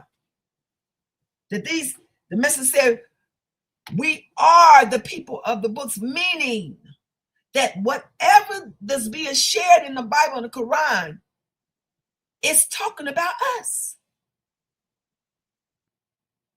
It's speaking to us. And even how all of that was going to come about was going to come from us.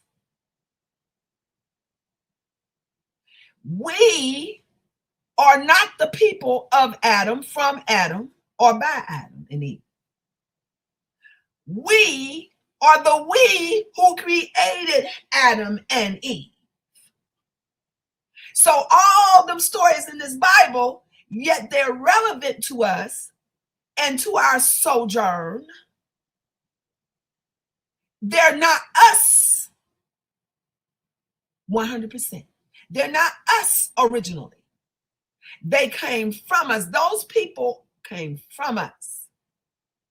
So all the people we see now, so-called Muslims, because all original people have to be Muslim, because Islam came with the universe. So since Islam came with the universe, and all of that came with the God who created it all, then that's why we in the nation of Islam, who were taught by the Honorable Elijah Muhammad, stand on that Islam is the oldest religion on the planet. Because we know it came with God, and it came with the planet, and it came with the universe. And all of that happened spontaneously as Allah willed it.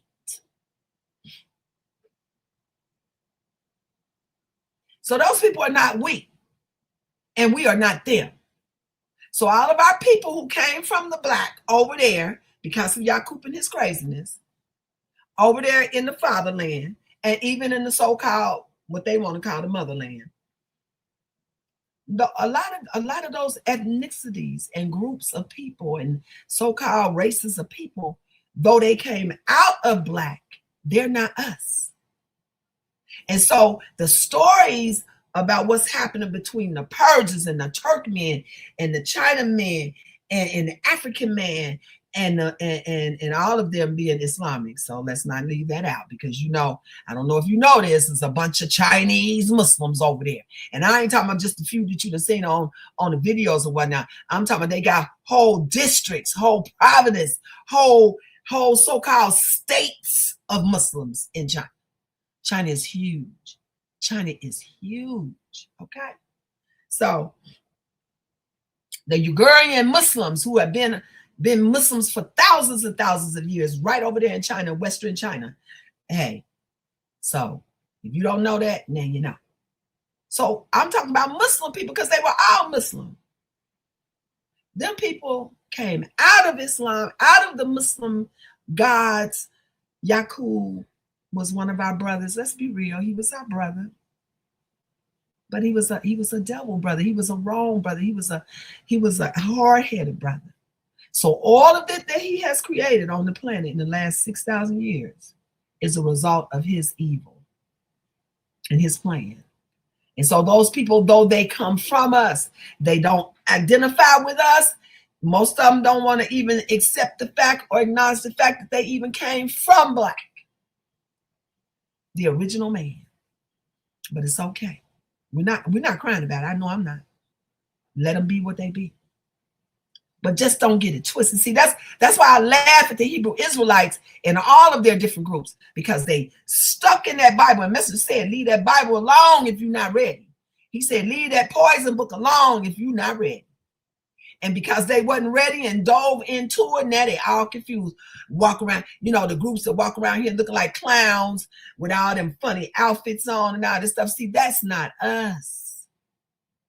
We are identified, we as a people living today in real life, identify as the Israelites in the Bible because of what they went through and how they were vilified and enslaved and da-da-da-da. Yeah, that whole story has relevance to us in the future and what we would go through. It do. We can find a lot of answers from it if you understand, if you're being guided right, if you understand the truth. But for those who don't, you see them out here, all them different groups of Israelites looking crazy, talking crazy, hating women, thinking they can do all that stuff that Yaqub did in the Bible. And then his name was changed to Israel. Why? Because Israel means to rebel. And he was rebellious. He was even rebellious to the God, which lets you know what kind of God we got. He's so wonderful. They could have killed Israel right then and there, but they didn't. They went on and gave him what he wanted. Only they didn't give it to him as long as he wanted it, which would have been forever if he could have. But they gave him a time limit on it because he was their brother. But he was even hard-headed when the guys told him, let me go, let me go. No, I don't want to talk to you no more. So he got what he wanted. He didn't get the time limit he wanted, but he got what he wanted. So all this short time they didn't have to run havoc upon the planet, all these different ethnic groups and races were developed. They're not none of us, and we're not none of them. They came from us, that's sure. And you know what? That's the good thing about today. They are coming out sharing that knowledge that they know they came from the black. Okay? So Allah is saying, in the beginning of what? It wasn't our beginning, because we know our beginning was 76 trillion years ago or more. So whose beginning was? Think about that. And let's listen to the messenger. And we're going to let it go on out and cut off. And may Allah bless y'all and keep y'all until next Saturday. We'll come with another theology of time, where Mr. Muhammad is dropping that knowledge and wisdom and understanding. Like he said, he was the one commissioned by the gods to come and bring this knowledge and wisdom and open up the gates of heaven for us. Nobody else. And nobody else can do it. That's why no matter if y'all want to praise these brothers, go right ahead on. You ain't getting nothing. You getting a cheap replica of what the messenger was and what he did with the people when he was here. You're getting a very cheap replica, a knockoff, because they are not even bold enough to get out here and talk like Mr. Muhammad did. Mr. Muhammad has spoken on videos and said, no mixed marriages, no biracial children. He said that. He told the brothers, don't do that. And he told all of us, don't do it, sisters either. And he said, because the offspring will be your worst enemy. Have they not been? That these biracials, half-breeds, whatever you want to call them, have never been easy for us. Never. So it shouldn't have not been going on. But yet you want people are making excuses, and then you hear you can't help who you love. Oh, that's a quote gonna follow him forever. And it's also one of the quotes that's being a nail in his coffin. So y'all might think, oh, he's still living. He ain't get, oh, honey, that don't mean nothing to Farrakhan. Farrakhan hate that he's still alive and living like he living on medicine and downtrodden and got ailments and everything. He wanted to go out like a martyr, like the messenger, looking good, still standing. He not happy. Y'all don't know this man like we do. And who is we? We who was in the nation when the messenger was here, when he was in here trying to lie and connive and sneak and thinking he was fooling everybody. But I'm going to tell you, was a lot of brothers and sisters wasn't fooled by Farrakhan. So if y'all don't want to believe the truth, don't believe it. Keep on running for your life until you run out. But for me and my house, we shall serve Allah Muhammad through his teachings, through the messenger of Allah, the Honorable Elijah Muhammad, forever. So let's finish listening to Mr. Muhammad breaking down this science, whatever you got. I hope you regurgitate it and it becomes like a seed in you and just sprout wells of understanding for you. So you'll get up and get ready to be ready when the bombs start dropping, okay? Because it's already bad. You know, the economy then went down to 2. You know, Trump changing all the laws, some good, some bad. I knew he was the Antichrist. I knew he was the last trumpet for America. I knew it. And why? How did I know it? By studying the Supreme Wisdom, by studying the Bible and the Quran, by listening to Messenger Muhammad, studying Messenger Muhammad's word, and following as he guided. And you can too. So be blessed until next Saturday. And we'll be right at you. This is a real Nation of Islam class, Supreme Wisdom, General Civilization class, 2026, coming at you on the Real Nation of Islam channel on YouTube, presented by the Muhammad family here in Michigan. And until next week, Salaam Alaikum.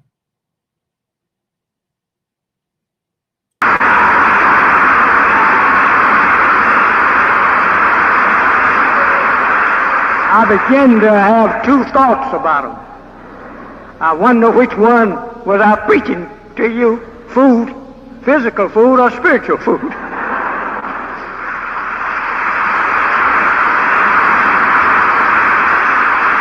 This sister standing here is the sister of the brother that is now my son-in-law. And she was a wonderful and a faithful sister. When I and others, her husband even, was in jail there in Washington, the district jail, for preaching Islam, as they were going into war and they didn't want no hindrance.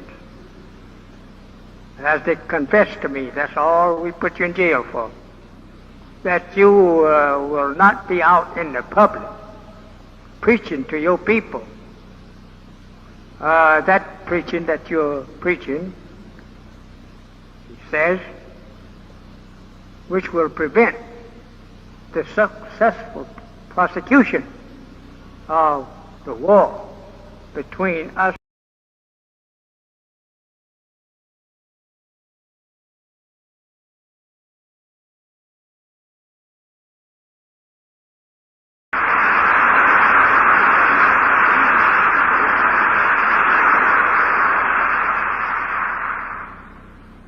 And that if you don't follow the curves that he's making, you won't overtake it.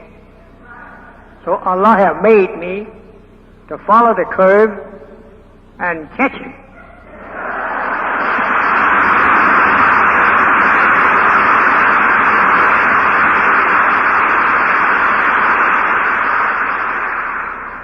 The theology of time. What time? The devil's time, not our time.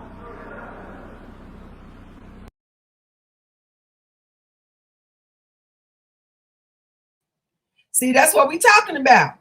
Not our time. This is the devil's time. He was teaching us the theology of the time and what must be done and breaking down to us the movement of all the people that's relevant and intricate to this journey that the original man been on. It's not our time. He teaching us about, it's us in this theology of time. What? The truth to unlock our minds and to free us. Because once we understand who is really who and the part they're playing, then you can be free.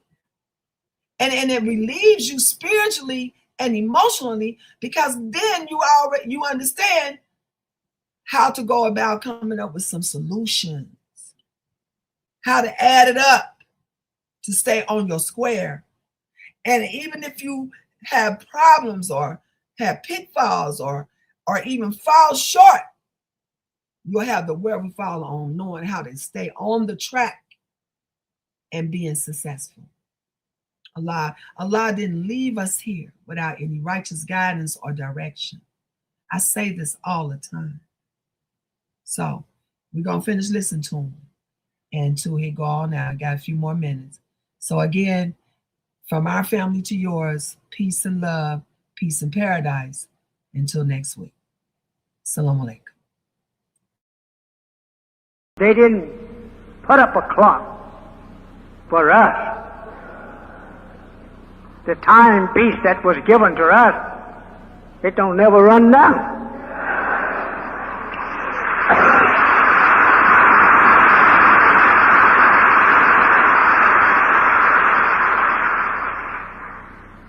We all want to live, says the Bible in CONT.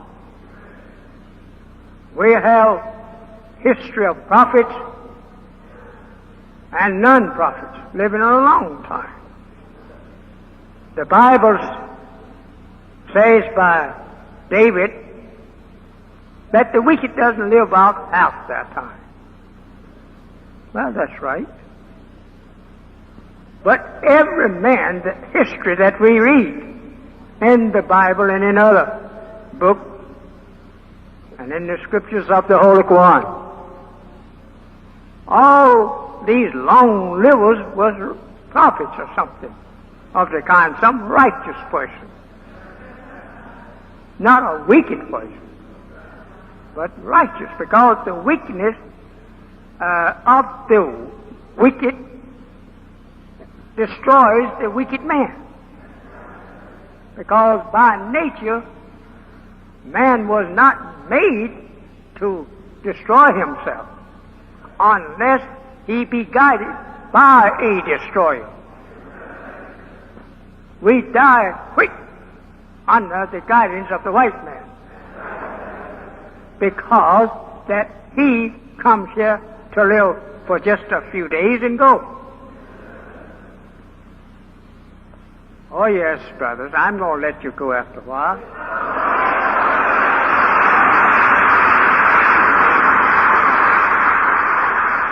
Boss back here says it's 10 minutes after 4.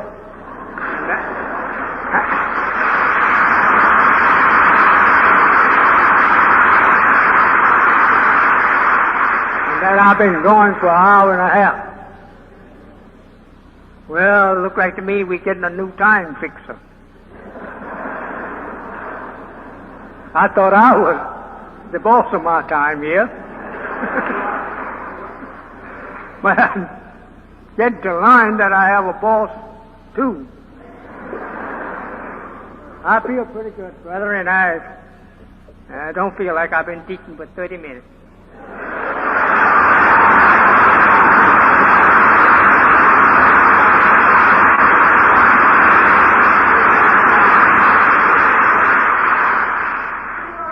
I sat up and laid around my poor wife, suffering with pains and whatnot, and I prayed over her.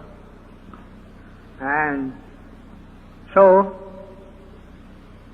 I don't care anything about too much sleep, no way. God didn't make me to sleep very long. He told others that was there listening at it. He said he will be like myself. He said about a couple of hours will be sufficient for him. to sleep.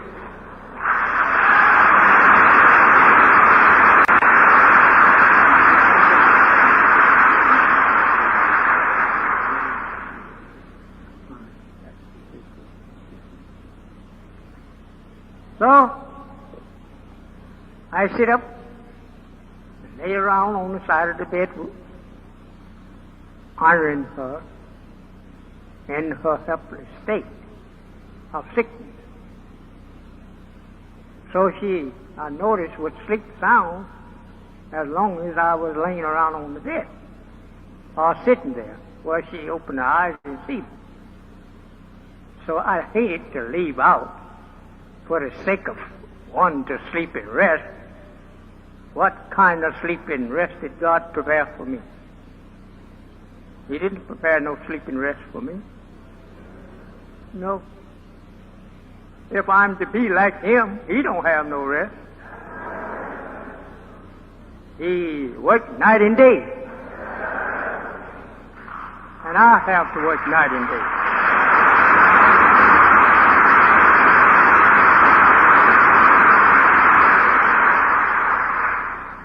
So when people get restless, you better let them go. Don't they turn to be something else that you'll have another job to do. Of course, I'm not talking about brother back here. He just feels for me because he thinks I'm not too well. But he don't know.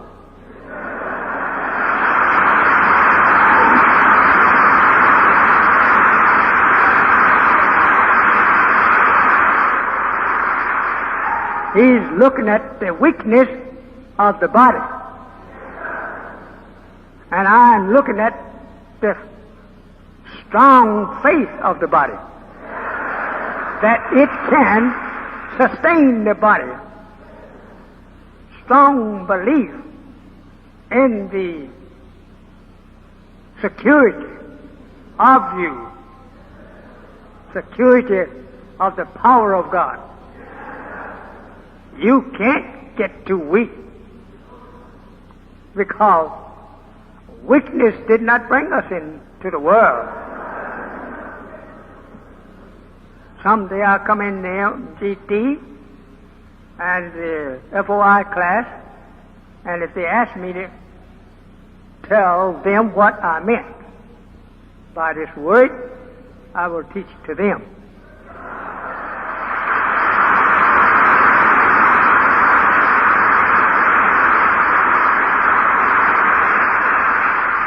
But I should give you a hint here.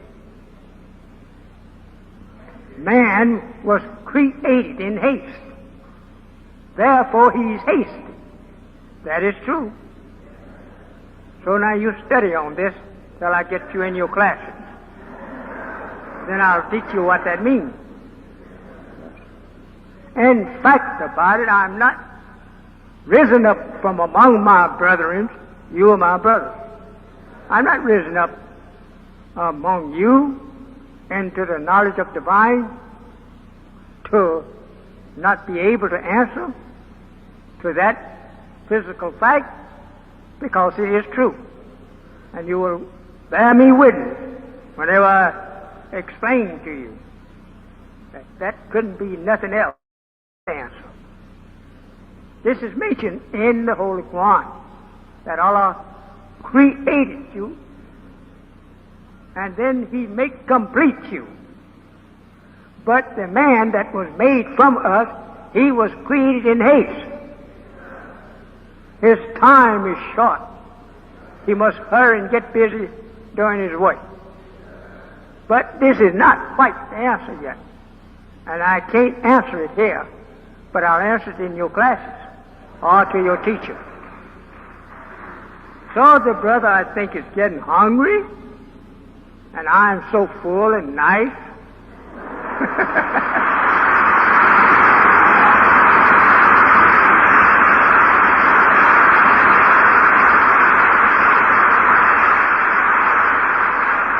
He may have lots of work to do, and I'm doing my work.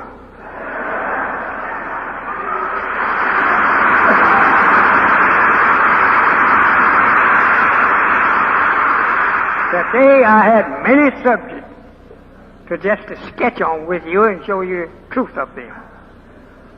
But since that so many other things has popped up in front of those subjects, I didn't intend it, but just give to you the knowledge of them in a few words.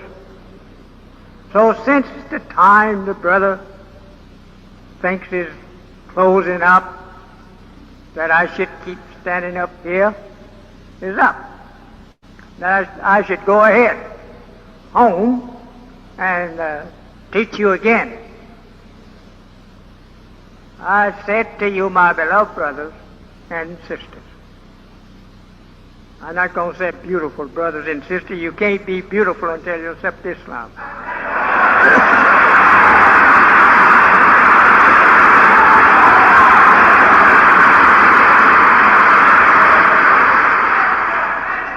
That is true. The mark of the devil will remain on you until removed by Allah in Islam. So, when you accept Islam, you start getting beautiful again.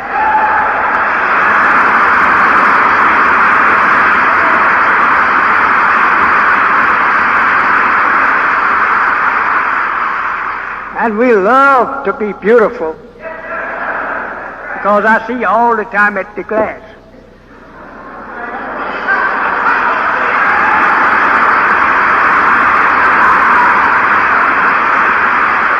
So, come follow me, sisters. You will be beautiful. I have a little box sitting over here in the corner. Oh, yeah, you can pick people at them. They in the working. They're going to be so beautiful until you admire their shadow a mile away. Oh, yes, they getting on like that. That's why they don't leave. If they wasn't getting beautiful, they'd be going. But they're in the process now. And they believe that the end will be a beautiful woman. And that's right. Allah didn't come here to make us ugly. He didn't come here to let us remain ugly. Everyone that accepts Him, He starts you to growing into a new like growth. And that growth is a beautiful person. I'm your teacher.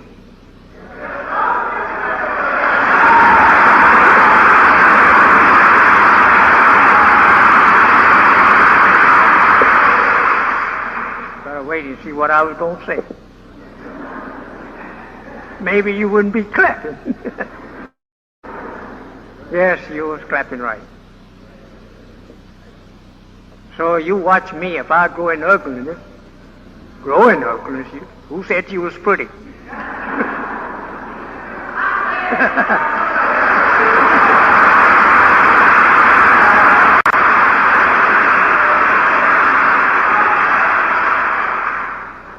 But I only say this to tell you that the Holy Quran teaches us that you that turn to righteousness in this day and time, at the end of the Caucasian War, Allah will make you grow into a new growth. And He told me about it when He was with me. So He said, no, brother. He said, we will have no ugly people. We will have no people with gray hair and bald headedness. He said, brother, all our hair and all our black hair, the color will come back to us. And the Holy Quran said this is done by Him blessing the righteous and growing into a new growth. Instead of you growing and aging up into decay stops on the other side. No more decay. He told me, he said, we will look the same as we were when we were 16 years old. and that we keep that same look, beautiful and tender, as we find in David. He wanted to God to turn him back into tender age and turn him back into the energy that he had when he was in his teens. That he referred to it as a young goat, so he could run, leap, and jump. Well, all of this he proved that we will be just that. And the Holy Quran teaches us that the hereafter is something to be prayed for and desired. You don't say just like that, but as you move on in days, months, and years, you're becoming a different person altogether.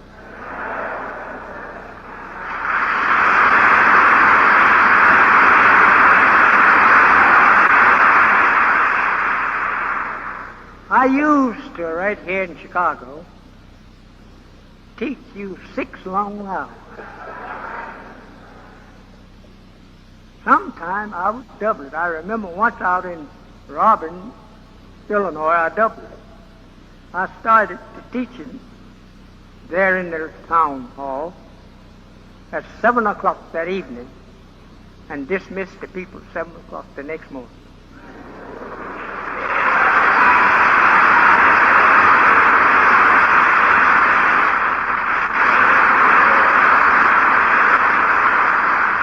When I am feeling very well, like I am now,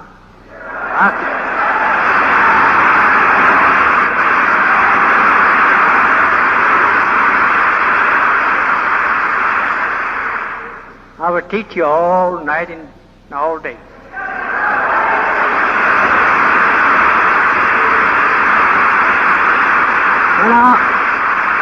When I was in Washington,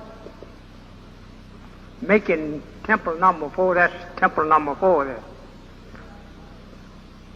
I used to dismiss the group and go to some of the sisters' home to have dinner. When I get there, some of the group from the temple had already arrived. They know probably where I was going to have dinner. They all were sitting there just eager, as it was when they arrived at the temple. Where's Sister Dorothy? Stand up, Sister Dorothy. Over here to my left.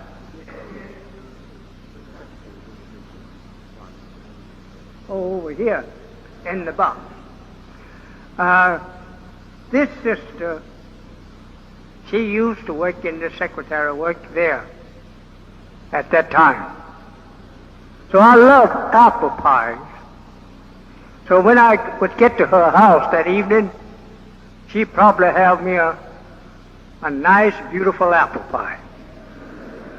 So then I would try to go for it, along with some lamb she had roasted.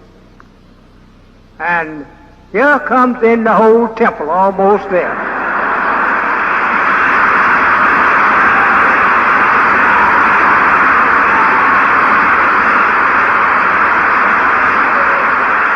I began to have 2 thoughts about them. I wonder which one was I preaching to you, food, physical food or spiritual food.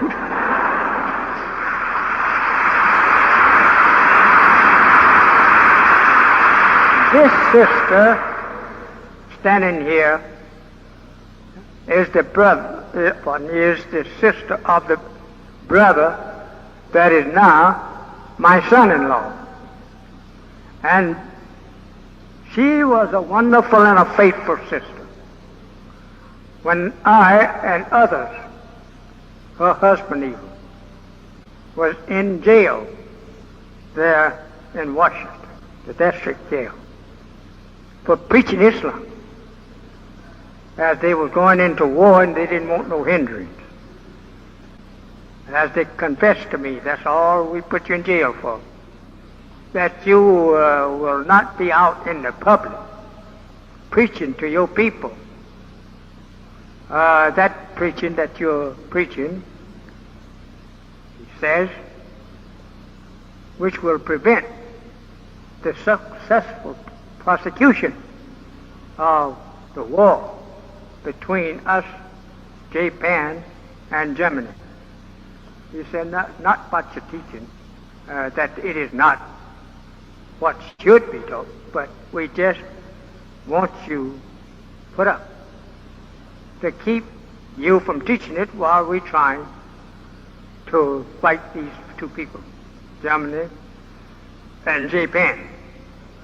Not what you are teaching now. And I looked at him. I said, how can you put me up for the teaching if you don't put me up for what I'm teaching? So when I came back here to face the parole officer down in the loop of the USA, he admitted the same. He said, listen, Muhammad, you go ahead and teach what you always have been teaching. Teach the teaching just like you have. Nobody's going to bother you. And he confessed that we were just at war and we didn't want you to be out there telling your people that they had no rights into this war. They would have been just like you. And nobody would have been able to go through the war like it should have been gone through, as it should have been gone through with. Well, my brothers, I guess I have to obey the boss. He keep on standing back there frowning. I don't know what he frowning for, whether it's hunger. He may have a call by himself that it's time to come and feed the body before the spirit go out.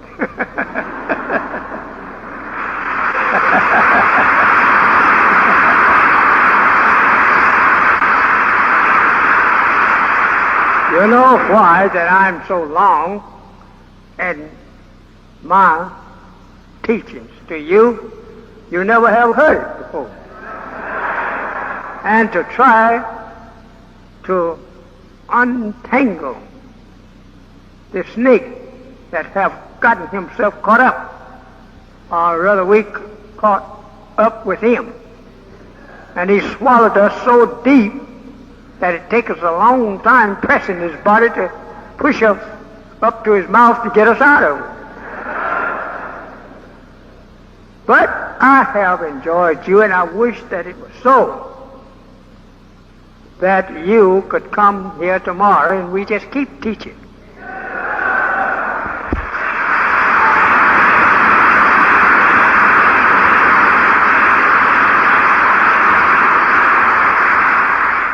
You're going to be surprised at what you have not learned of the knowledge of self and others. You're going to be surprised. If Almighty God, Allah, makes me to be able enough as I am now, I will be back here Sunday, next Sunday.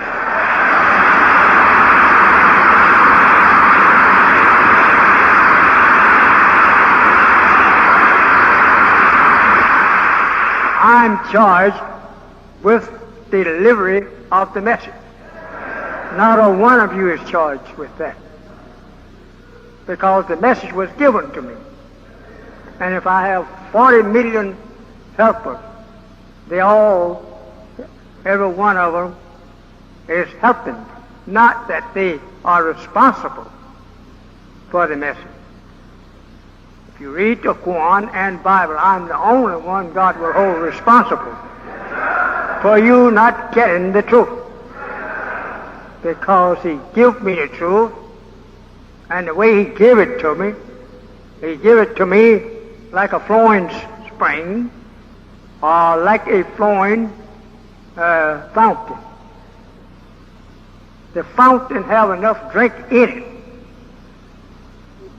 to give everyone drink that come to drink. You don't need a new fountain. Just try and drink up what this fountain will.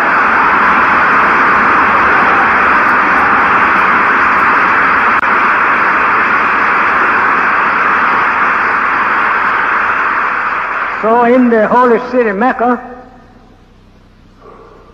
there is a well there. Call it the well of Zemzem. It all name means one forever, and that the righteous drink this literal water, but they shall drink the spiritual truth from Allah, in which they will never be able to get to the end of it. There's so much.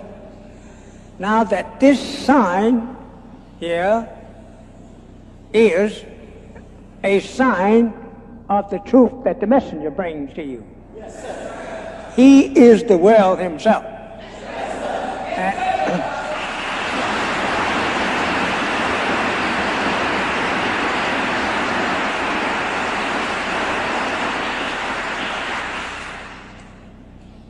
it made me to think over Jesus talking to the wicked woman who had been so wicked all her life. She was a woman that was filled with adultery, and that she married one husband after another. Of course, she would not be anything today if she was here. She'd laugh at her 7 husbands being a small beginning. But I'm not going to go into the interpretation of that. But I will some day when I have more time. But that well there, I drank out of it myself. It's water that is very light and easy to digest in your body and my body. I tried it. Little boys come around serving you with it. They expect you to give them a little something. And so I kept reaching for another cup. I wanted to know whether or not that this water was really health water and would not have any effect on your body. So I kept drinking cupful after cupful. When I left from there, my stomach felt just as light as it did when I came there. I said, that must be the well that you drink out of, and you don't need to be thirsty, because you can drink a plenty of that water and it don't lay heavy on your stomach. Of course, the spiritual side of the teaching of the well never go dry in the Bible and hold up one board. That it is referring to the spiritual well of God. So I'm going to get out of here and go home just because I feel good, that I don't stand up here and wear out that good feelings of yours. You know, we go so far at a thing, then we begin to settle down in it. Then we don't need to be called to come to it, then we are already in it. So you have been listening to me for quite a while, and so I'm going to now to turn you back over in the hand of our assistant minister to let him see whether or not that you brought him anything other than just preaching. That the man can't preach if he get hungry. But I'm so happy that Allah made me feel well today to talk with you.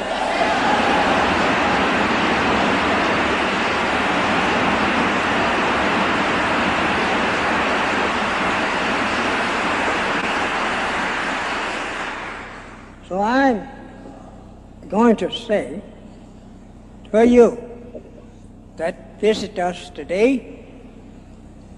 I love you so well. If I had a table for each one of you, I would tell the brothers to put the food on it. I can, by the help of Allah, feed every one of you that is here and won't be in the break line tomorrow, begging for me some bread. I did feed 10,000 once.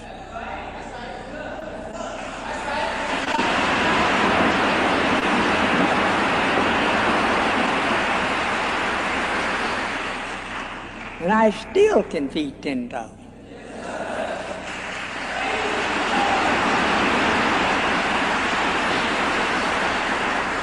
Not that I'm boasting that I have lots of money to do so, nor am I boasting that I will cause some miraculous thing like the Bible said happened to Jesus to feed 7,000 people.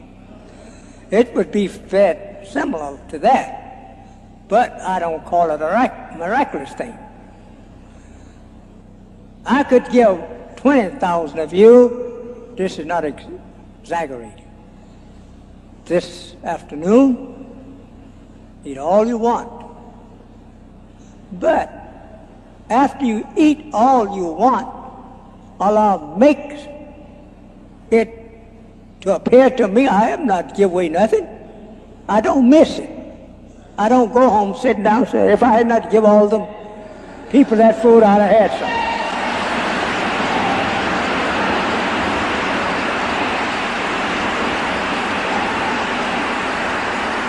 So this is true. I never miss nothing I give you. Nothing. So I thank you. Don't you will be telling me, well, we thank you that we can give you. But I'm just happy to look at you, and I just want to talk with you.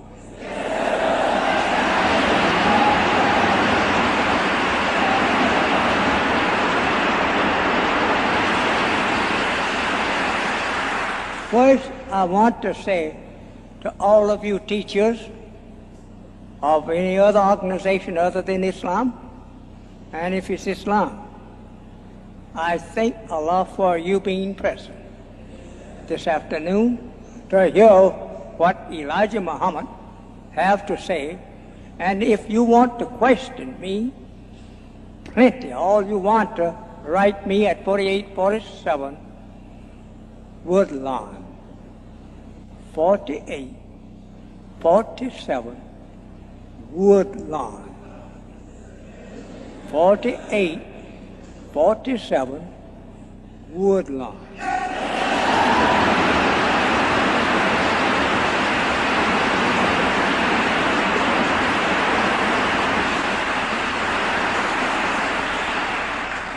So I thank you. I'm going to turn you back in the hands of our assistant minister, Minister Shah. That name is from one of the set, which was three of the scientists from Muhammad teachings. This Shah or Shata, as you may find it in some phrase of that language, wrote. They were scientists on Islam and helped building up the Holy Quran that Muhammad said he saw and was given. Well, not say he saw, but the words that was given to him from Allah. They put them in a book called Holy Quran. Holy Quran, and one of the most finest meanings to us is a book of healing. It means healing, and it is healing us of the wound of Satan. So I'm going to turn you back into the hand of him, and he will dismiss you soon. And you help him. I tell you the way to help him to do this job real quick. Don't wait till he asks you for a donation. Just, hey, here you are.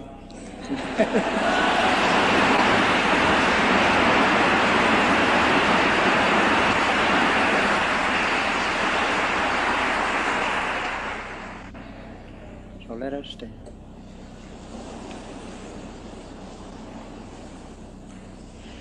I'm turning you back in the hands of my system to dismiss you now.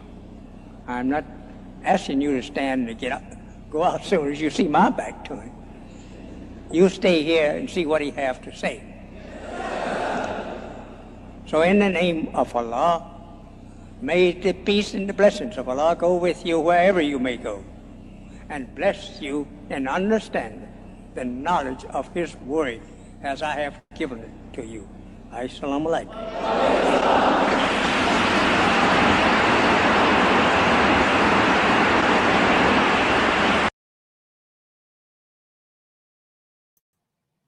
Okay, brothers and sisters, as I stated earlier in the class, that this is for the teachings of the Honorable Elijah Muhammad and what he has to say and nobody else. Like he said, that this is his mission, so we're going to listen to him and what he has to say. As we all know that you will be successful when you believe in Allah and His Messenger only. So with that being said, brothers and sisters, we're going to go ahead and end the class today. I pray that you all are well and doing well. And this is your sister Kana out. Peace and paradise to you all. Alaikum Salaam. We're going to go out with our song for a little while.